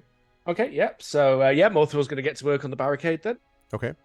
And are you making this, like, how permanent are you making this barricade? Like, I would like it so that whoever comes to break down this barricade would need tools to take it down. I'm being very dwarven about this. This is going to be built to last until we don't want it to last anymore. fair enough. You're probably looking at maybe about an hour's work, you would guess, Morthwheel, to do that. Okay. And are you okay with the echoing sound of, doof, doof, doof, doof, bzz, bzz, you know, like that type of thing, like echoing through the mind. Just want to make sure I know what you're comfortable with noise wise. Gonna have to be if we want a barricade, so you can't make a barricade without hammering a few nails. Okay. Can I've heard a I very also, similar saying.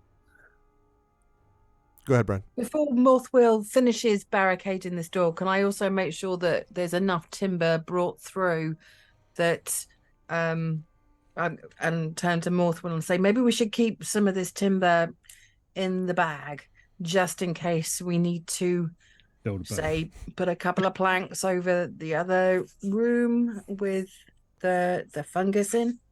Hey, I don't see the harm in that. Pretty good thinking there. Thanks. In you go. Bag open. So plank, okay. Somewhere in the other plane, Add sticking another out of a plank. pile of jerky is just, you know, Jerky the bad. splash, A couple of these planks, just like Jerky shall we- splash. What have I got so far? Yeah, I've got. I got to run a simultaneous Planescape campaign just so we can encounter this thing that you people are Yeah, putting. there's just things like into. the book of smut is just nestled in the meat pile. Right, there exactly. somewhere. Of course it is. Yeah, of course it is. Okay. I forgot about that. So Silva, you're basically keeping watch to the east-ish, more or less. Supervising. Supervising. Okay. Brian, I know you and Waves are listening to east or west, or are you just standing while doing a little bit of assistance but helping Morthwheel? What are you doing? After bringing the planks down, I'm just gonna loiter by this entrance, just listening out for any noises that potentially heading our way. Okay. How long will Morthwheel more or less take? About an hour, you would guess. Okay, that is boring. Okay.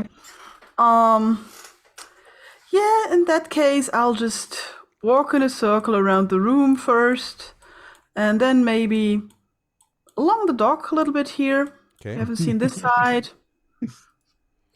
Just see, maybe something's over there. Please finish quickly, Morthwheel. I don't want to die. The dock extends further to the west and then up to the north. And as you go along, Waves, you can see that this is a considerably sized room and that the dock is running alongside it. Wait. There's a room? No. The dock.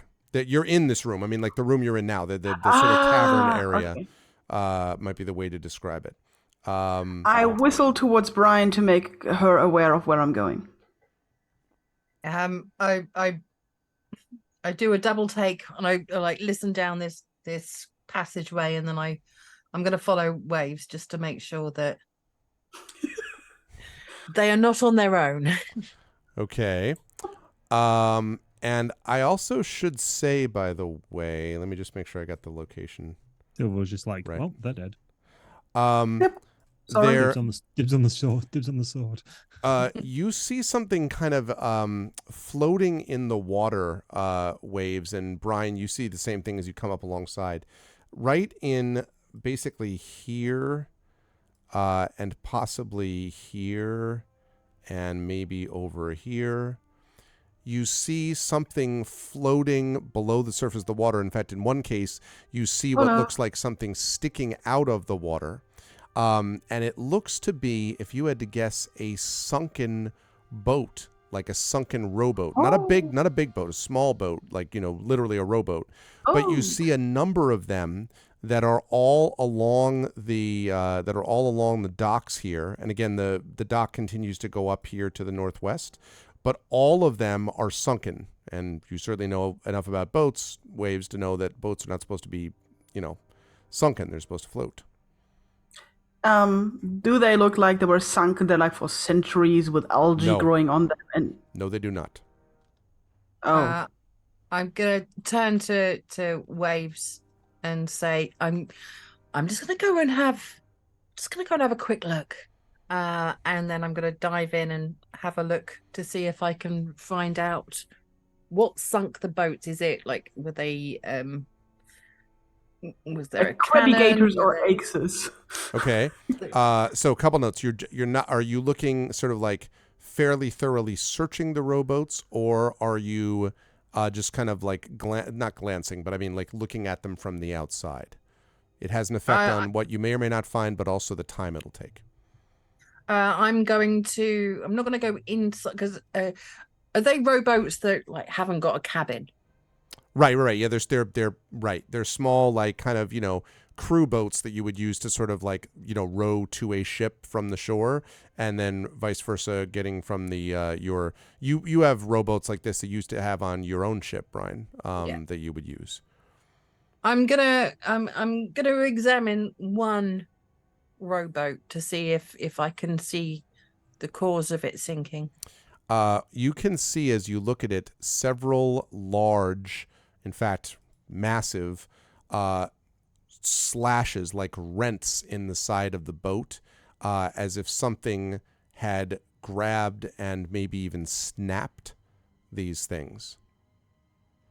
It looks similar to the claws of a crabbigator. That would be probably a pretty good guess. Yes. And also, I would like you to make a nature check for me, please. I can do that. There are 4 of these boats in all, by the way. 13. Yeah. You are pretty sure that these boats were attacked by something. And they do look familiar to you, having been held by one of these things yourself. You're almost certain that this is an example of one of those crabbigator claws that kind of, snapped into it. So these boats were floating and no longer are, and have been taken down presumably by, attack by the crabbigator, maybe.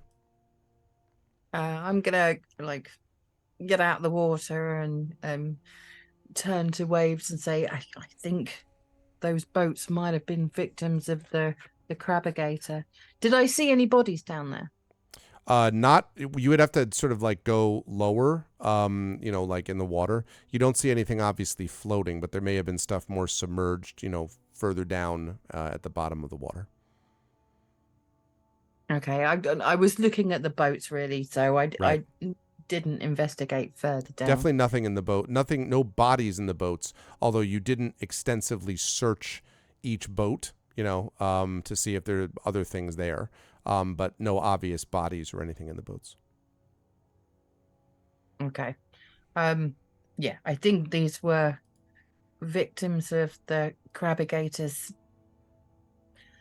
I can't, I can have a better look, but yeah, I think we know who damaged the boats. Strange. Yeah, it is strange. Especially if these boats were bringing workers in. I mean, should I have a better look?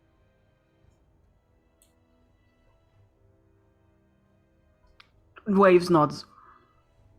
Okay.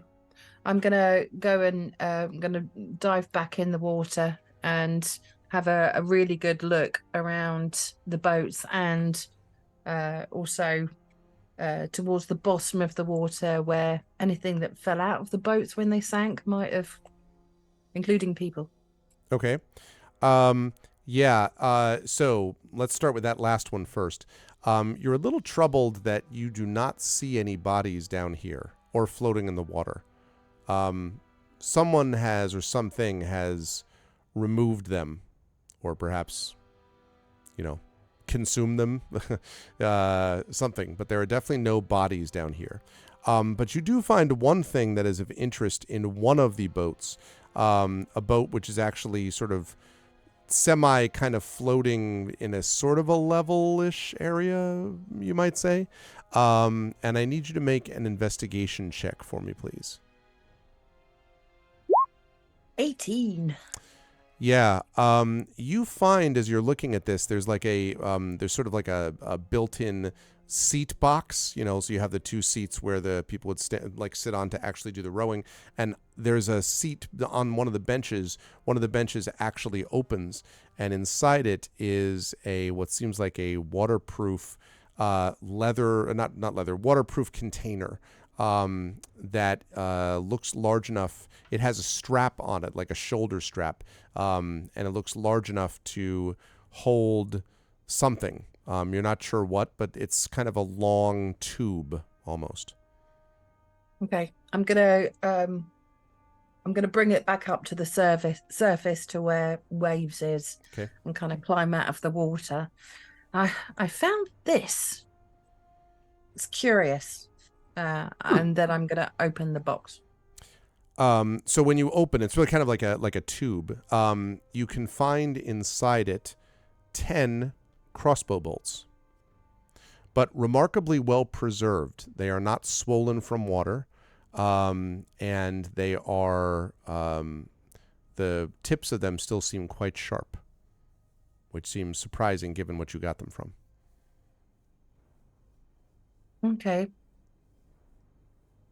I'm gonna put the crossbow bolt separately in my backpack. Okay.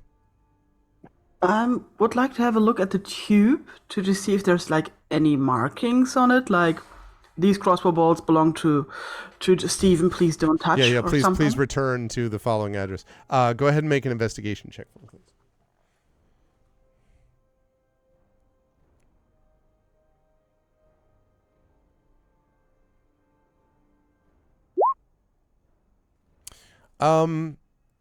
You think, if you had to guess, that this tube is a kind of water resistant, maybe like quiver, like a thing that's supposed to hold bolts. It's probably too short to hold arrows, but it definitely looks like it's fairly waterproof and fairly well preserved. There are no obvious markings on the outside of it, but it's pretty good quality. I look at Brian and make a motion that I would like to keep the container if she doesn't want it. Yeah, of course you can. Okay. I now got a waterproof container. Nice. Okay. I point towards the continuous dock if Morthwell is still craft mending. I would say that would have over taken there. you probably about 20-25 minutes, so Morthwell's got another half an hour or so to go, probably in game time. And as you can hear from down here, doof, doof, doof, doof, zzz, zzz, zzz, doof, doof, doof, Hey, as long as it's not screaming. Oh, he seems to be alive and fine, so that's good. Echoing through the cavern. Silvo, are you still, in quotes, supervising? Yeah, 100%. Yeah, Okay. it's safe there. Okay. All right. Supervision continues. So then back to Ananda and to Brian. Back to Ananda and Brian. No, how about back to Brian and Waves? What do you want to do next then? I point towards the continuing dock and see if Brian wants to follow. I nod and say, lead on. I do. Okay. So the dock continues further.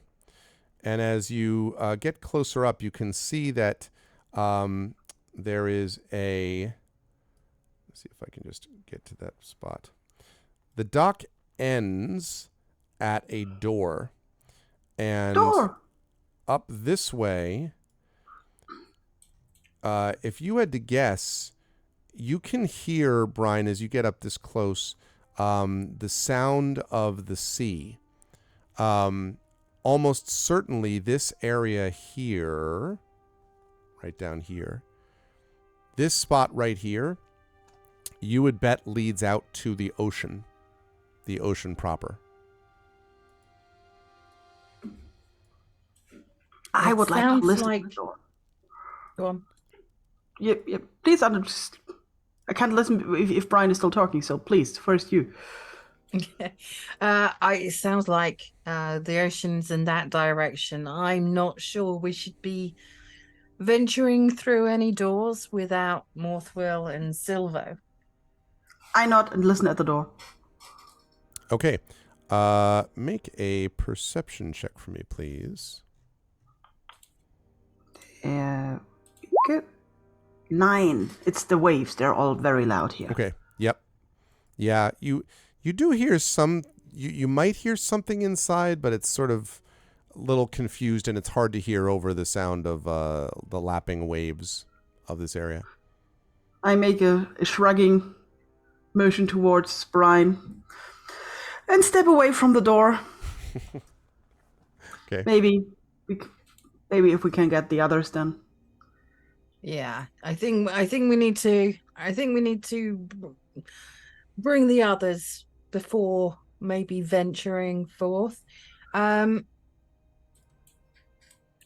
could go and have a swim to see if I can see something, but again, I think we need to stick together just in case.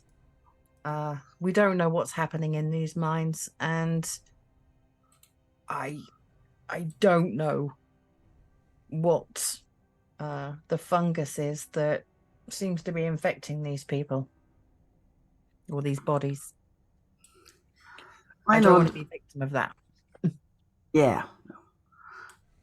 So, walking back to see how everything's going over here. Okay. That would probably get you back there when Morthwill has about maybe 15, 20 minutes to go. Morthwill's done a lot of work already on the barricade, and you can see that it's already nailed probably 2/3 of the way, maybe 3/4 of the way up, and is making good progress. And Silvo is casually leaning against one of the walls of the room, and occasionally sort of probably nodding and pointing and, good work, keep it up, or something, I would imagine. There seems to be a door at the end of the dock that Waves and I found. I don't really want to open the door without you guys being there, just in case. We don't know if there's any more fungal infections going on. So maybe that should be our next port of call rather than facing spiders. It's dangerous. You wouldn't want to explore further without the bravest person in the group, so I completely understand. Hey, don't forget Silvo either. Wait, what? I pat Silvo on the back and say, yes, we need the bravest of them all. Whack, Right, whack. I've been supervising you long enough, Morthwell. How's it going? Hey, we're nearly done. Ah, good. See, he's nearly done. It'd probably be the He's best good lad. barricade this side of the coast. Bit of a waste, really, but, well, if it's worth doing, it's worth doing proper. Yeah, let's just hope they can't swim. I look at the Hey. barricade. Impressive. Hey, thank you. Thwack, thwack, saw. Yeah, it'd take Pretty probably much. about another 10, 15 minutes, Morthwill, Yeah, if you're going to do another that. plank out of the backpack. Okay. Oh, there's jerky stuck to this one. The saw did zzz, zzz, zzz. It's a barricade and also a lure. That seems like a terrible idea. Okay, so after about another 10 minutes, you do kind of finish up and put the last, hammer the last nail doof, doof, doof, doof, doof, in, and now the door is very much barricaded shut from what you can tell. Okay. Aye, there we go. Good That ought to job. hold. Only way that's coming down is by people with the right equipment who want it to come down. So that should hold them until we can all get a organized city guard up here. Excellent. Good job. Do you want to go and investigate the door at the end of the dock? Oh, go on then. I'm a bit tired from supervising, but I'll try and keep up. Aye, well, I still think we don't have enough information to go back with yet. All we can say is something's weird still. There is some weirdness going on. As we go back along the dock, that's where we're going to go. I'm also going to point out the boats to Morthwill and Silvo on the way through. So I went and had a look. It definitely looks like the work of the Crabigators, but I couldn't see any bodies. There were no bodies down there. Maybe the Crabigators ate them. I'm saying hopefully. Anyway, they do seem to have a pretty big appetite looking at the size of them. Yeah. Oh, yeah, they were trying to make a meal out of you two, so, Although, again, they didn't eat the bodies that were over there. Hmm. Maybe they're not a they fan of don't mushrooms. like mushrooms? The ones on the dock weren't showing any signs of mushrooms, though, were they? They were showing they were waxy. They were waxy, but we weren't. We thought it might be some sort of magic or effect from a creature. Yes. They That was weren't. before we found the mushroom people. No, Mhm. I think Silver would probably make the connection that they Reasonable. are probably also mushroom infected. I'd So maybe they just don't have mushrooms on their bodies. wager a copper on that eventuality. You want to make a bet? Hey, all right. One copper. Excellent stuff. If they get up. I turn to Waves. I feel like I've both won and lost a bet at the same time. What's up, Prince Justin? And to be clear, the same waxiness that was visible on all of the ones you found so far, but these ones in here did not have the fungal growths that you have found elsewhere. Yeah, they were in very early stages of clicky. I haven't seen that many dead bodies up close. I don't really know if... I mean, I'm pretty sure the mushrooms ain't right, but that waxiness, maybe... I don't know. I don't know. Right, what's through this door?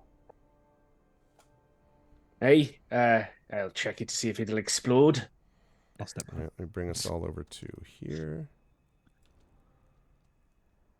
Oh, door of interest. Are you trapped? And guidance? No, kicks it out. Let's see what guidance says. Guidance makes that a 14. 14. And this is just to see about traps and the like, right? Yes. Yeah, you did not hear or see any traps, obviously, on this. Hey, did you hear anything in there? I make a listening shrug motion. Okay, I'll try the door. Okay. So when you open the door, and are you kind of like, ha-ha, like, opening it with like type of thing, or? Just normally, neither not slamming it open, just like sort of thing. Inside this room,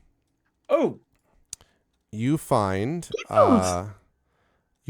three people, and at the moment, let me see where you find this. You find three people, and two of them seem to be asleep. Hold on while I get this one thing set up. Okay, there we go. I'm impressed with me on the other side of the cavern. Yeah, they seem to be asleep. Although the one in front here does seem to be stirring, like kind of. And the other two back here have sort of collapsed where they are and are snoring away. And you can see here a couple of bottles sort of like rolling around on the ground. You can see what looks like on the floor kind of an area of like where stones have been made into a circle, and there are a bunch of like sort of overturned playing cards that you just sort of see on the ground, and then several chairs. And there's actually where can I find this thing? Right over here. You can see that this one is actually sitting on a stool with kind of arms crossed going. Sleeping through the zombie invasion as it should be. There. This is very far away, also fairly isolated from everything else, so you barely could hear a lot of the sort of echoing up here in the cavern. You can definitely hear a lot of the sea, though. So there's that, and then this one is on a bench and is more or less doing the same thing. This one over here, which is on a seat, this one is the one here that's starting to like and like is going to be awake within seconds. Close the door. Okay. These humans. Did I see? Because there's probably a very brief moment of, oh. They are human, yes. Okay. I mean, human. at least humanoid. I mean, but you would suspect human, yes.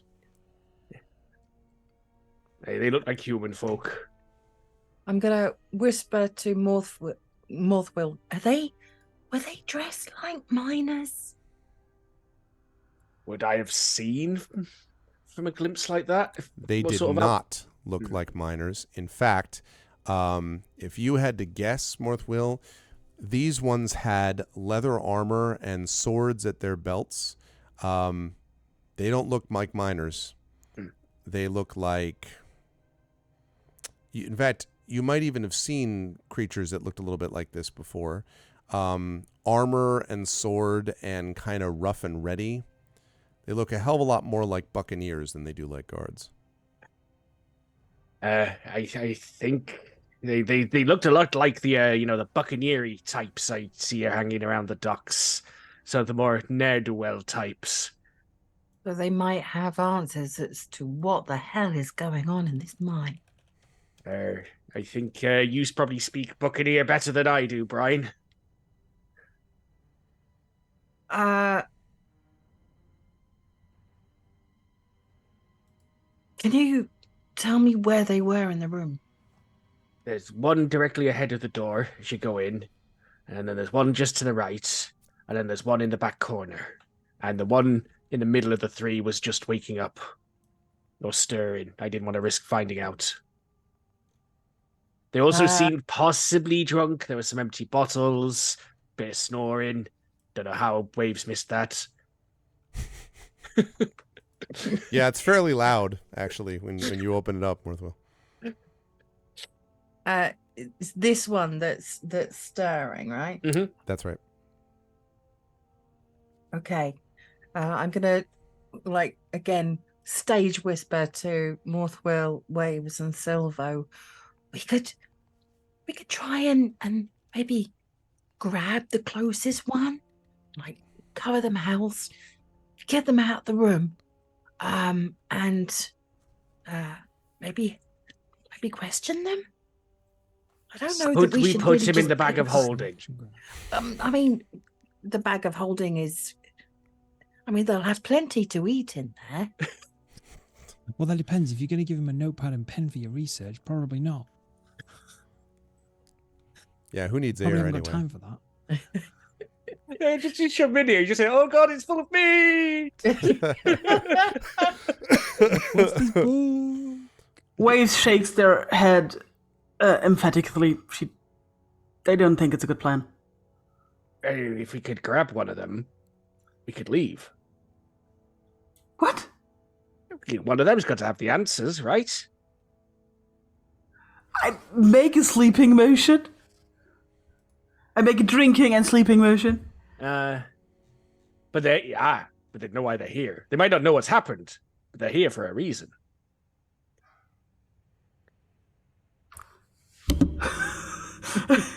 So what? Well, it's this or the spider room. I just motion towards Brian and I just say in stage whisper, massive pirate. That's all we need. Just massive pirate. Like, we need answers as to what's going on in this mine. These are the only. I point towards the door and again make the drinking and sleeping motion. Pretend you've been put in charge. Yeah, exactly. Go ask him. You I cast guidance on Brian. You speak pirate. Go do pirate. I'm looking at Waves going, and Morthwill and Silver going. Should I do that? We believe you. I believe in you, and I sort of look. I look Brian dead in the eye, but I do have to crane my neck up quite significantly to do it because she's huge. Like, look, we believe in you. Okay, you go in there and be the best dread blood pirate you can be, or whatever it is you called yourself on the high seas, because you own that room. Okay. Like, I'm gonna do that, like stretch and like yeah, get really, my swords really out, adjust my hat. Out. Really get them up. Like, okay, that's a very intimidating stance to take. I like it. All right, I'm gonna draw both of my scimitars. I'm gonna creep into the room up until this up until like, okay. So when you open the door, standing at the door is the person who is literally reaching for the other side of the door. And when you open the door, there's like and she kind of looks at you and she's like, and doesn't say anything. What do you say, Brian? I am going to hold my scimitar up to her and say, sleeping on the job, were we? What are you talking about? What are you doing here? Where's the What am foreman? I doing here? Where's the foreman? The foreman? Yeah, the foreman. You want to talk to the foreman? You sit back down and shut up. Hey, who's up? Now, at this point, this one here is kind of like, just shut up.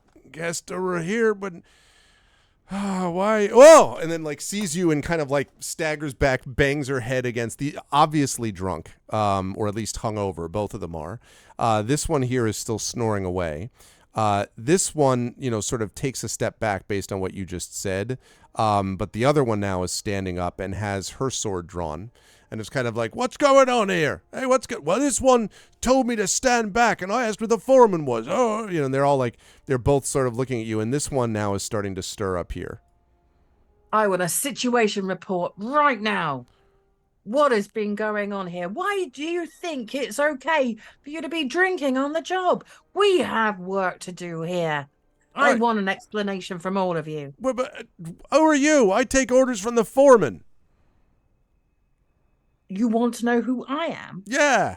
You want to know who I am? This one by now Sit has yourselves down and answer the questions before I get the foreman. Sorry. Foreman is before I get the foreman. You're the good old boys. You're the good old boys. So so this one kind of like neither one sits, but they sort of like one of them moves back here slightly, and this one says, "Aye, why don't you get Restman up?" And this one goes over to talk to Restman, and kind of shake her, and then now they're all sort of awake, all looking at you. Two of them have their swords drawn, but they are all sort of looking at you suspiciously. And one of them says, "We've been put on watch here, as you should know if you know the foreman. It was the foreman what posted us here in the first place to make sure no one comes through. After the things started coming by, we needed to make sure we were watching for him." And you thought watching for them was getting drunk and going to sleep? Listen. I could have been anyone. I could have been an enemy. You could have had your throat slit in your sleep. And you think that's the best behavior?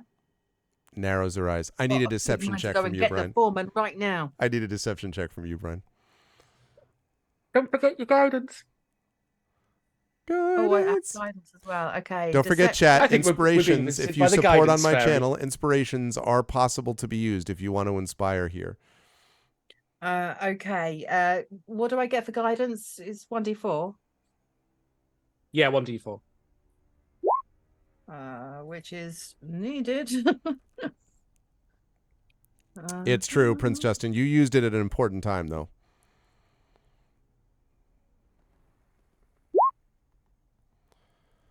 $11? And the other one's like, "Look, I don't know who the heck you think you are," or not, doesn't say heck. "I don't know who the hell you think you are, or who you think you're ordering around here, but the foreman sent us, and I never seen you before. Now, these two are going to stay here. I'm going to get the foreman, and we're going to see exactly who it is that's responsible for sending you up here. Now, don't move." And she starts going up to, like, come up to you. Okay, yeah, go ahead, Waves. Because they're going to come around to see you in a second. To peek around the corner, look at them, point towards Brian, and say, Brian the Bloodthirsty. and poke my head back and take my head back again. "Who's that? What?" And they looks and says, "Well, we got a break here." They all whip out swords, and this one, now this is going to take a reaction on your part, Brian, to see what you can do, slams the door shut. Now, the question is how fast you kind of react to it. First, you need to tell me what you want to do, because they slam the door in your face. So the question is, are you going to, do anything about that or not?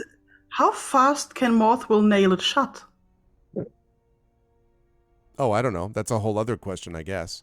But first, but have before, pitons and a hammer. Yeah, but hang on though. I need Brian to weigh in on this before we get any discussion of it, because Brian has to react quickly in the moment. So Brian, if you're cool with the door just being slammed, then you can turn around and talk to your companions. Otherwise, if you want to do something about it, you got to do something, ASAP. I'm going to go with my immediate reaction, because I wouldn't have heard the suggestion from Waves to put my foot in the door. Okay. I need oh boy, what am I going to? Strength. I would need a strength check. We're going to make an opposed strength check here. And we're going to see what they get and what you get. 21.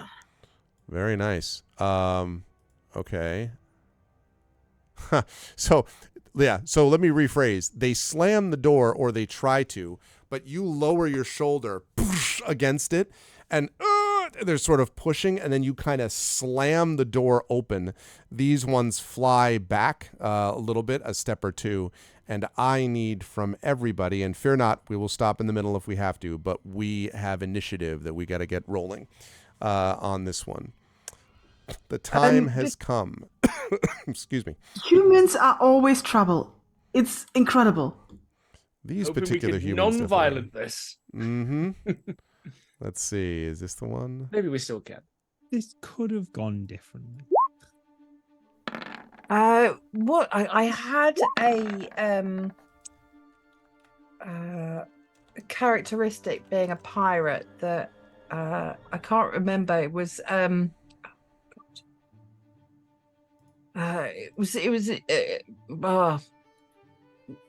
people knew me and they were scared of me. I forget how it was worded. One thing to be noted, I should have mentioned this before, by the way, Brian. I mentioned that they look maybe kind of buccaneer-like.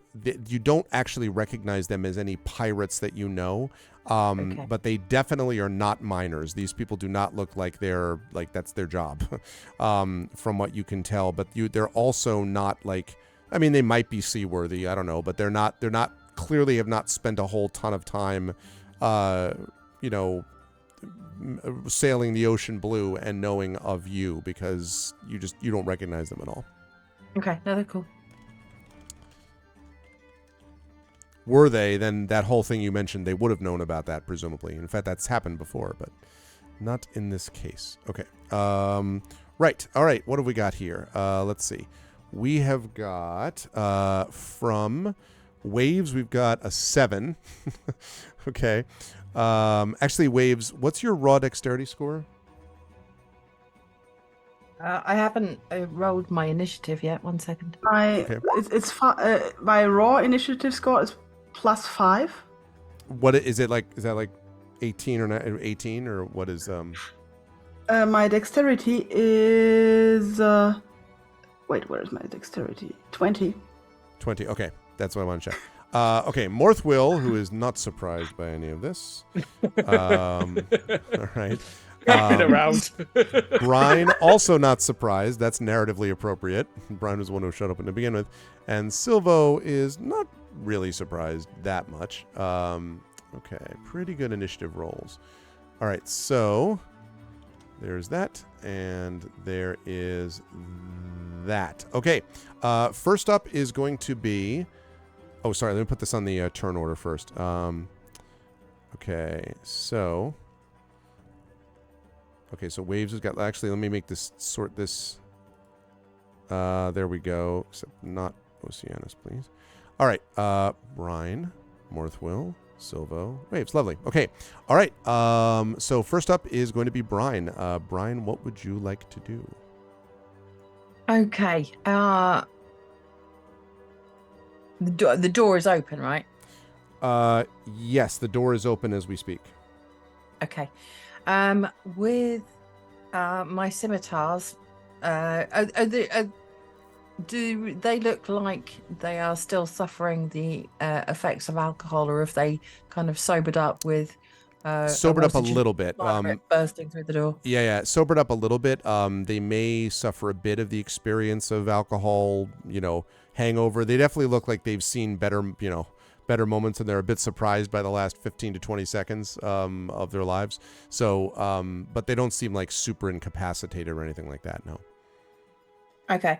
When I stick my foot in the door, can I have I got time to turn around and say to the others, "We need one alive," and then I sure. attack? Yep. Is that you okay? could do that for sure. Mm-hmm.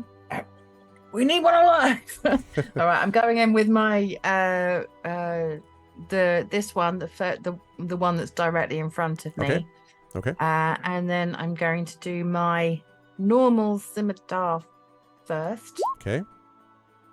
Does 13 hit? 13 will not hit. No, they seem to be wearing splint mail, by the way, which is maybe a slight step up in class. Okay. Does not in hit. which case, oh, then 12 definitely doesn't hit. Sadly not. No. So I just did a really fancy flurry and making it, and obviously on purpose, right? You're like, oh, it was like fully intentional. Yeah. it's the Indiana Jones movie thing with the guy doing the like, like multiple times. Okay, Brian, are you now? You are all dealing with serious issues of close quarters here. So, Brian, if you stay where you are, you can certainly let people into your space, but remember they can't end up in your space. So, do you want to like, I don't know, jump into the water, step forward? Like, how do you want to do this? Because there's not a lot of room to maneuver. I'm going to step forward. Okay. All right. That is going to lead us next to Morthwill then. Morthwill, what would you like to do? I have an idea. Okay. Hang on, I'm going to use these fancy new drawing tools a second. Give me a moment. Does it involve defeat people in splint mail? That would be... It's going to involve something along those lines Okay. in a 10 by 10 block, which I think I will put here. Okay. And I'm going to reach into my tool belt and pull out nothing especially fancy this time. It's just a glass jar, which I lob over there and coat that entire area in grease. Interesting. Okay. Doink. All right, grease. That's useful. Yeah. When grease appears, each creature standing in its area must succeed in a dex saving throw or fall prone. Any creature that enters or ends its turn must also succeed on a dex throw or fall prone. All right, let's see. The closest one practically parkours out of the way. They critically succeed at their dex throw. The one behind... Also, wow, my goodness. Well, actually, what's the DC that I'm aiming for here? 14. Okay, so that second one also makes it. And the one above them, my goodness, they are like, woohoo! They are the most dexterous creatures of all recorded time. They clear it with ease, all three of them. That may have just been very good rolls. It's a little bit drunken mastery, as they're like sort of, but they managed to stay on their feet. Okay, but the grease remains. Yeah, remains for 1 minute. Okay. Where are you going to go, Morthwill? Have you done that? Probably just going to have to stay here and let people who are closer range just get past me, I think. Okay. I'm going to assume that you lobbed that over the head of Brine, or through. Okay. There's not a lot of room, but I will give that to you. Although, but Brian, I think you probably could have told to duck down. But just be aware there's not a lot of maneuvering space as I set up in that area. Okay, that's going to lead us to Silva next.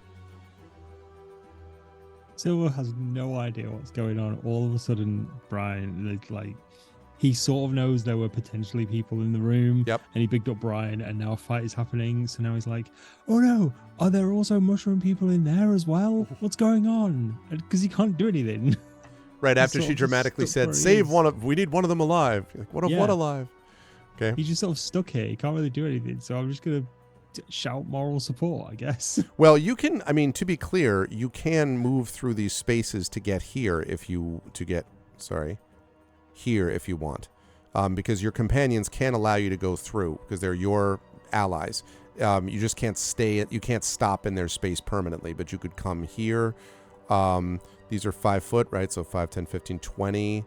And then you could maybe slide through Morthwill to get back here-ish. So, yeah. You could run away, jump into the water. Yeah, I'm definitely jumping in the water. I don't know how Silver would feel about fighting people who aren't mushroom people, if that makes sense. Yeah, I don't know. That's totally fine. Just found a random room full of people, and we've just decided to pick a fight with them. So he's going to go this way. Okay. And you can now see them. They do not look to be mushroom people. They do not look to be mushroom people. So he... Right, okay, I got an idea. So he's going to basically look over Brian's shoulder and go, why are we fighting? There's bigger things to worry about. There's like mushroom people and potentially crabbigators and potentially undead crawling around the mine. And doing all this, he's getting a bit heated and a bit sort of like, why are we actually doing this? This makes no bloody sense. Why are we killing each other or trying to kill each other when there's actual monsters in this godforsaken place? And because he's sort of not losing his temper, but losing it a little bit, he's going to cast Calm Emotions on the group of people in front of him. Okay. So Calm Emotions basically is a 20-foot radius sphere. So I'm going to cast it around there, basically. Okay. Each creature in that sphere needs to make a Charisma saving throw.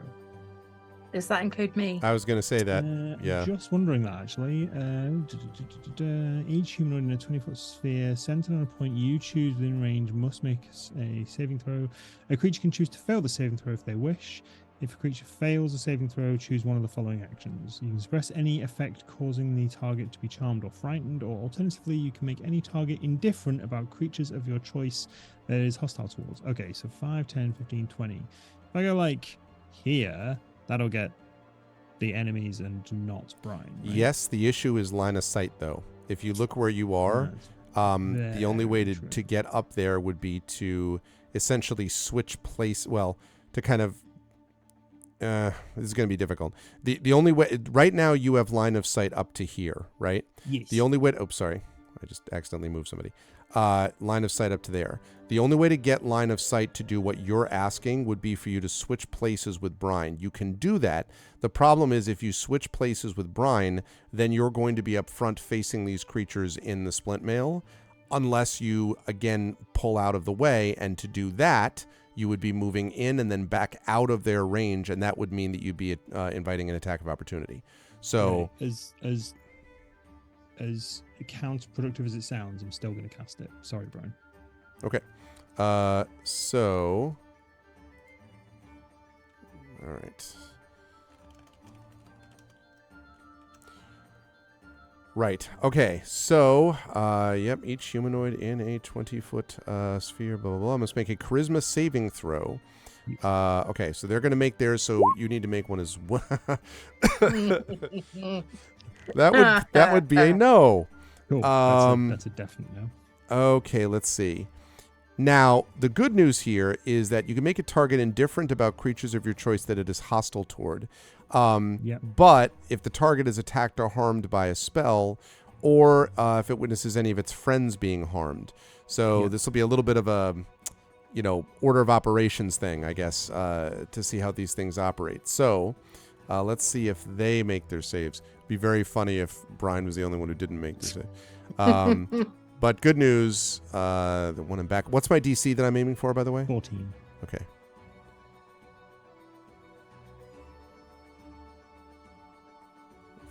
Okay. So, okay, so, this one in front, sort of like gets this confused expression on her face, like, what? I'm and constantly ranting about monsters and mushroom people and there being things in this that we should be fighting together, all this sort of stuff. Mushrooms. Okay, so these two seem to be like kind of confused and sort of like blinking and looking at Brian, who also looks to be confused, I imagine, and looking at them sort of confused as well. This one in back is going, "The hell are you lot about?" Like, it has no idea what the hell is going on and clearly has not been affected by this spell. So these two are sort of like non-hostile at the moment. They seem confusedly non-hostile. Brian is confusedly non-hostile, but this one right here does not seem to have been affected by it. And you're going to stay where you are, Pretty much, other than just saying we all need to stop fighting, there's a bigger threat happening right now. Okay. That is going to lead us then to Waves. Waves, you are up next. You do not... Well... Please. Sorry, say again? There is no space for waves. There's no space. Yeah, unless that's right. Unless Silva were to move back here. But he's still talking. That's true. Yes, no, Still Silva ranting moved about back monsters, like while doing that, because that's not going to like attack. That's 5, 10 feet. That's fine. You can do that movement wise. Okay, cool. Okay, so Silva is still talking, but now he's behind me. Mm-hmm. And you can. And Brian stopped moving. Right, exactly. Brian now stopped attacking. Yeah, only Brian can say what Brian is doing, except that Brian definitely doesn't feel like, doesn't understand why they were. Yeah, why were we fighting? I'm getting distracted by like the bottle rolling around on the floor and trying to read the label to see what they were drinking. Is that a good year? Yeah. Okay. Okay, can I see that Brian is kind of not okay or not here or confused or something? Hard to say right now. Brian, it's not like she falls to the ground. I would say that if she's just looking down at the bottle, then that's all you notice because her back is turned to you. So, because she tried to attack once. But now she's like lowering her sword, staring at the bottle. Yes, but this is all happening within a few seconds, remember? So, Yeah. yeah. And she's not facing you. She has her back turned to you. I still think we should kind of get the door shut. I tried to pull Brian back and shut the door. Okay. I'm going back to my original plan of shutting them in. Brian, I'm going to give you the opportunity to say that you will allow this to happen if you want, because since you're non-hostile and kind of confused anyway, you could allow yourself to be pulled back. And this actually won't be an attack of opportunity because the two that you're facing are also similarly confused and non-hostile at the moment. So I would allow you to sort of allow yourself to be dragged unless you want to fight against it RP-wise or whatever else, in which case we'd have an opposed check. I'm a little bit confused as to why I can't have a look at the bottle, but I'm not going to fight against waves. Okay. Well, then you're pulled back to the other side, just to sort of right here. Come on, here. You're pulled back there. And then waves, you can slam the door shut. Again, because these two are sort of confused anyway. So Okay. if you want to do that.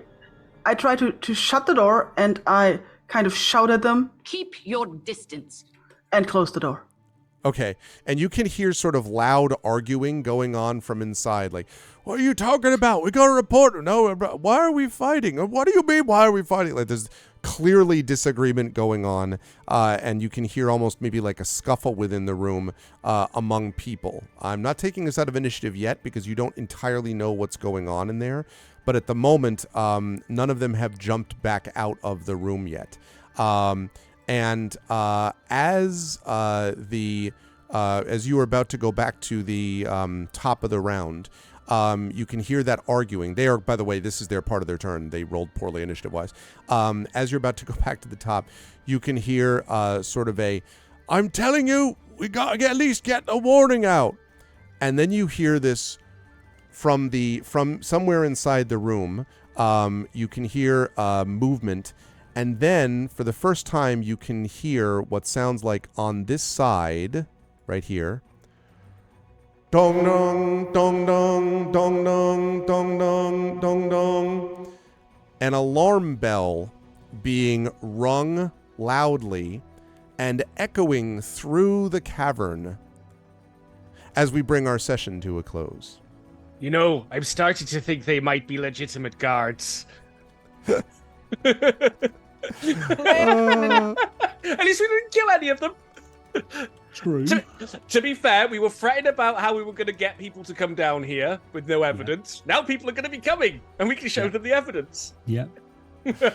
I'm sure that's exactly how that will play out. Absolutely. I can't imagine what else would actually would actually not work in that way.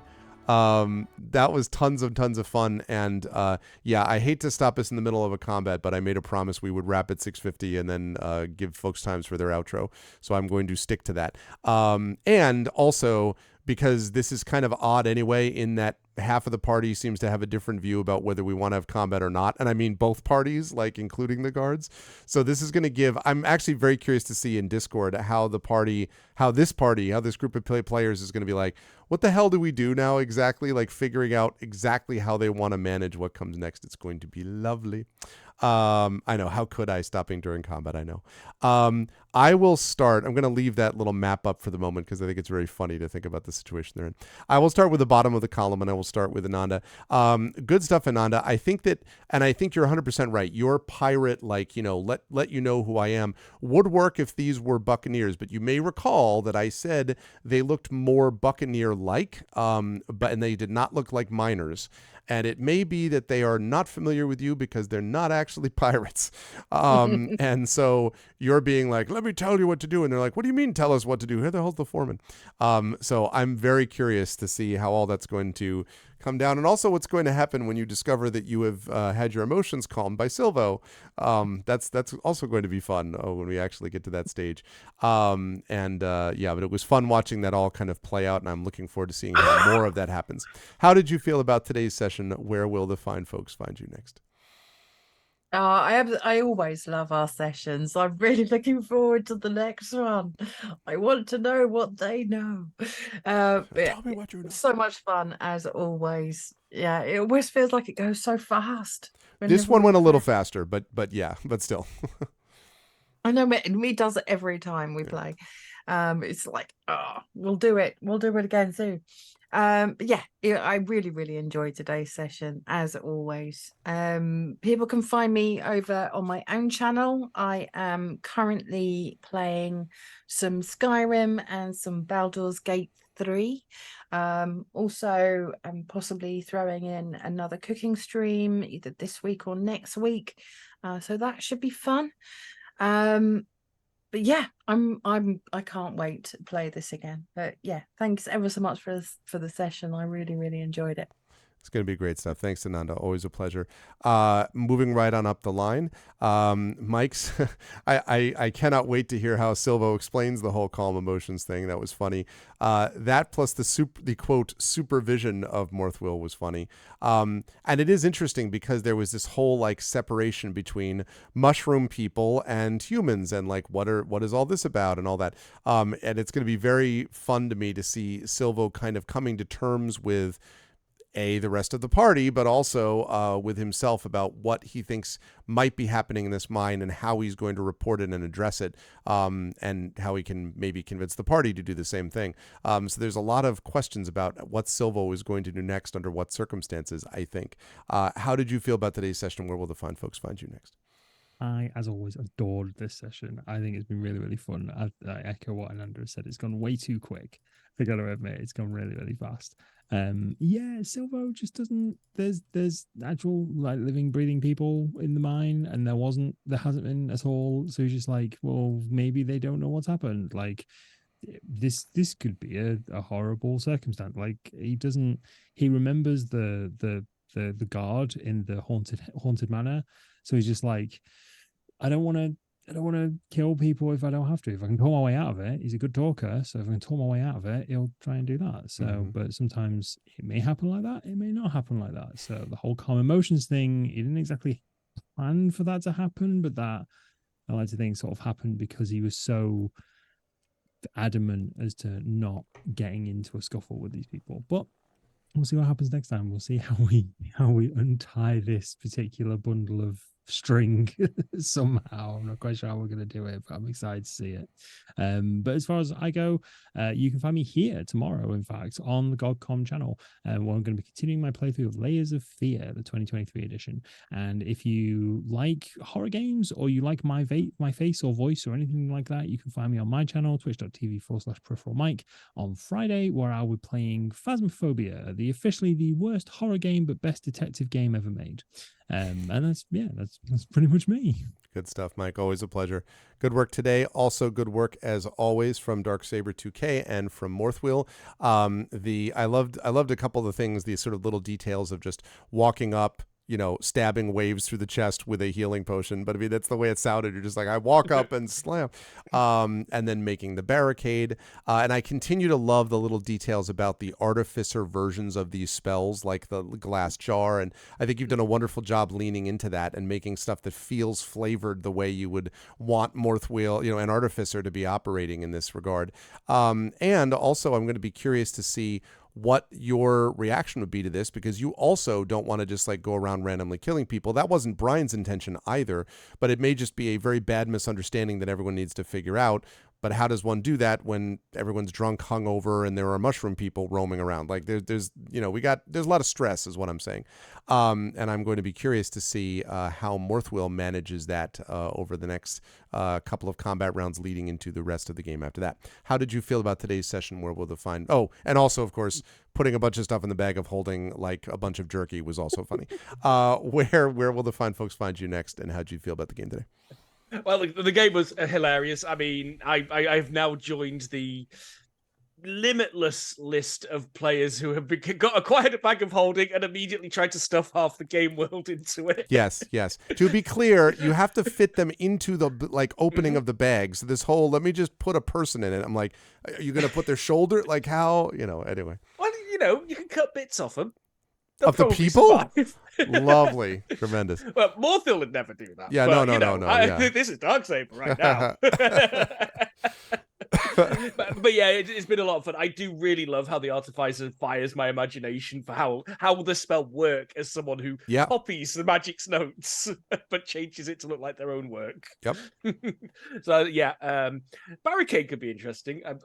We come back years later, it's just now the strongest barricade. Like the mine collapses, the barricade still stands. Right.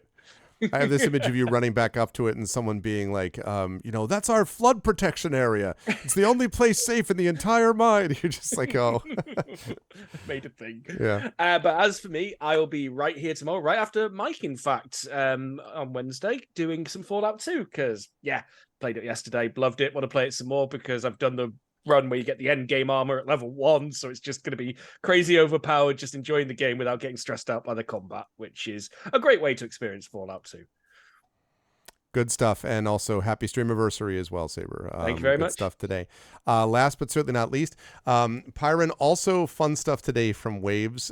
First of all, a lot of I loved the image of pointing at the door, trying to figure out what Waves means when pointing at something is often funny, because I think I immediately picked up on the idea of what do you think they're going to know when they've been drunk and asleep in their room, or something to the equivalent of it.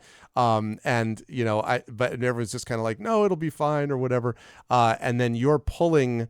It'll be interesting to see how it goes, but you're pulling Brine out of the room, given what Silvo ended up doing, may end up working in your favor. We'll see what you all decide to do next, but that could have gone a lot worse in terms of how that was going to be managed. So I am very interested to see how Waves handles things next. Also, side note, was a big fan of the fact that you saw some boats and then saw some wood, and again you were like, the ship is ours. Waves has not given up the dream. At some point, the ship will again return to the Kenku where it belongs. How did you feel about today's session? Where will the fine folks find you next? I love today's session. And yeah, Waves is still kind of maybe in this little bit of minion mindset. As long as nobody gives her different orders, she just follows the plan that she originally had. So there is the plan of she wants a boat, or they want a boat, because let's be honest, we're not having a titty bird here. So I'm still kind of experimenting with how to address Waves here. And also the original plan was to okay, close the door, have Morthwheel, shut them in. And there was so far no reason to go away from this plan, and nobody said anything else. And this is always a problem with Waves. So as long as there is no other direction being directly pointed out, they will continue with what their original plan was, as long as they can. And so we'll see. There's not a key outside the door, maybe, that we can just no key. Sadly, that would have been really nice in that moment. Oh well, you can't have it all. Where will the lovely people see me next? I actually don't know yet. We'll see. I don't know. Maybe. I don't know. Saber, any plans for Saturday multiplayer already? Yeah, more Deep Rock. Okay. Yeah. Nope, I don't know yet. But we might have some really cool multiplayer games coming up next month, hopefully. So maybe we can do something then. That would be cool in October. So yeah. That will be cool. And as a reminder to everybody, I believe it is next week. We are going to be playing Talisman Adventures with 3 of these 4, not Ananda, but with Undeveloped Bruce. So we'll have most of the GOG team back for that. And then the following month, of course, we'll have more of both this and Ghosts of Saltmarsh. And for those of you who missed this before, as a reminder, when Talisman Adventures, when this last adventure we're doing comes to an end, then it's going to be folded all together into Ghosts of Saltmarsh, and we will be doing 2 adventures of Saltmarsh a month. And whether Bruce joins us or not, Bruce still has to decide if they'll be able to do that, but that's up to her at that point. So, but otherwise, this you will see more Saltmarsh coming soon, and you'll all have to decide with us, chat, what exactly is going to happen next. Who knows? I don't know. Only the players and the dice know. And can we get some love for the amazing players that we had today? Thank you to Pyron Jade. Thank you to Darksaber2K. Thank you to Peripheral Mike. Thank you to Ananda. Great work, players. Can't wait to see you again very soon. And good stuff. We will see you all soon. Thanks so much, everyone. Thank you. Bye you. for now. Bye. See you all. Love you. Bye. Bye. All right. And that, folks, is going to do it for us for today. At least it's going to do it for me, I should say, here on this channel. I, always really, really enjoy that. Whoops, sorry. I always really enjoy that, which is why I have my camera up exactly as I'm supposed to. I really enjoyed that a lot. And yeah, I'm sorry that we had to, wrap, but again, I was trying to be respectful of time and make sure that we get done at the time when we should. And also that we can do that because we want to make sure that we give time for others coming on down the line. And I believe, Encore, I will take that as a positive thing. Kilgore is going to be here with us later on and is going to be joining us for some Elder Scrolls Oblivion. So you will want to check that out. That's going to be happening in about 3 hours from now.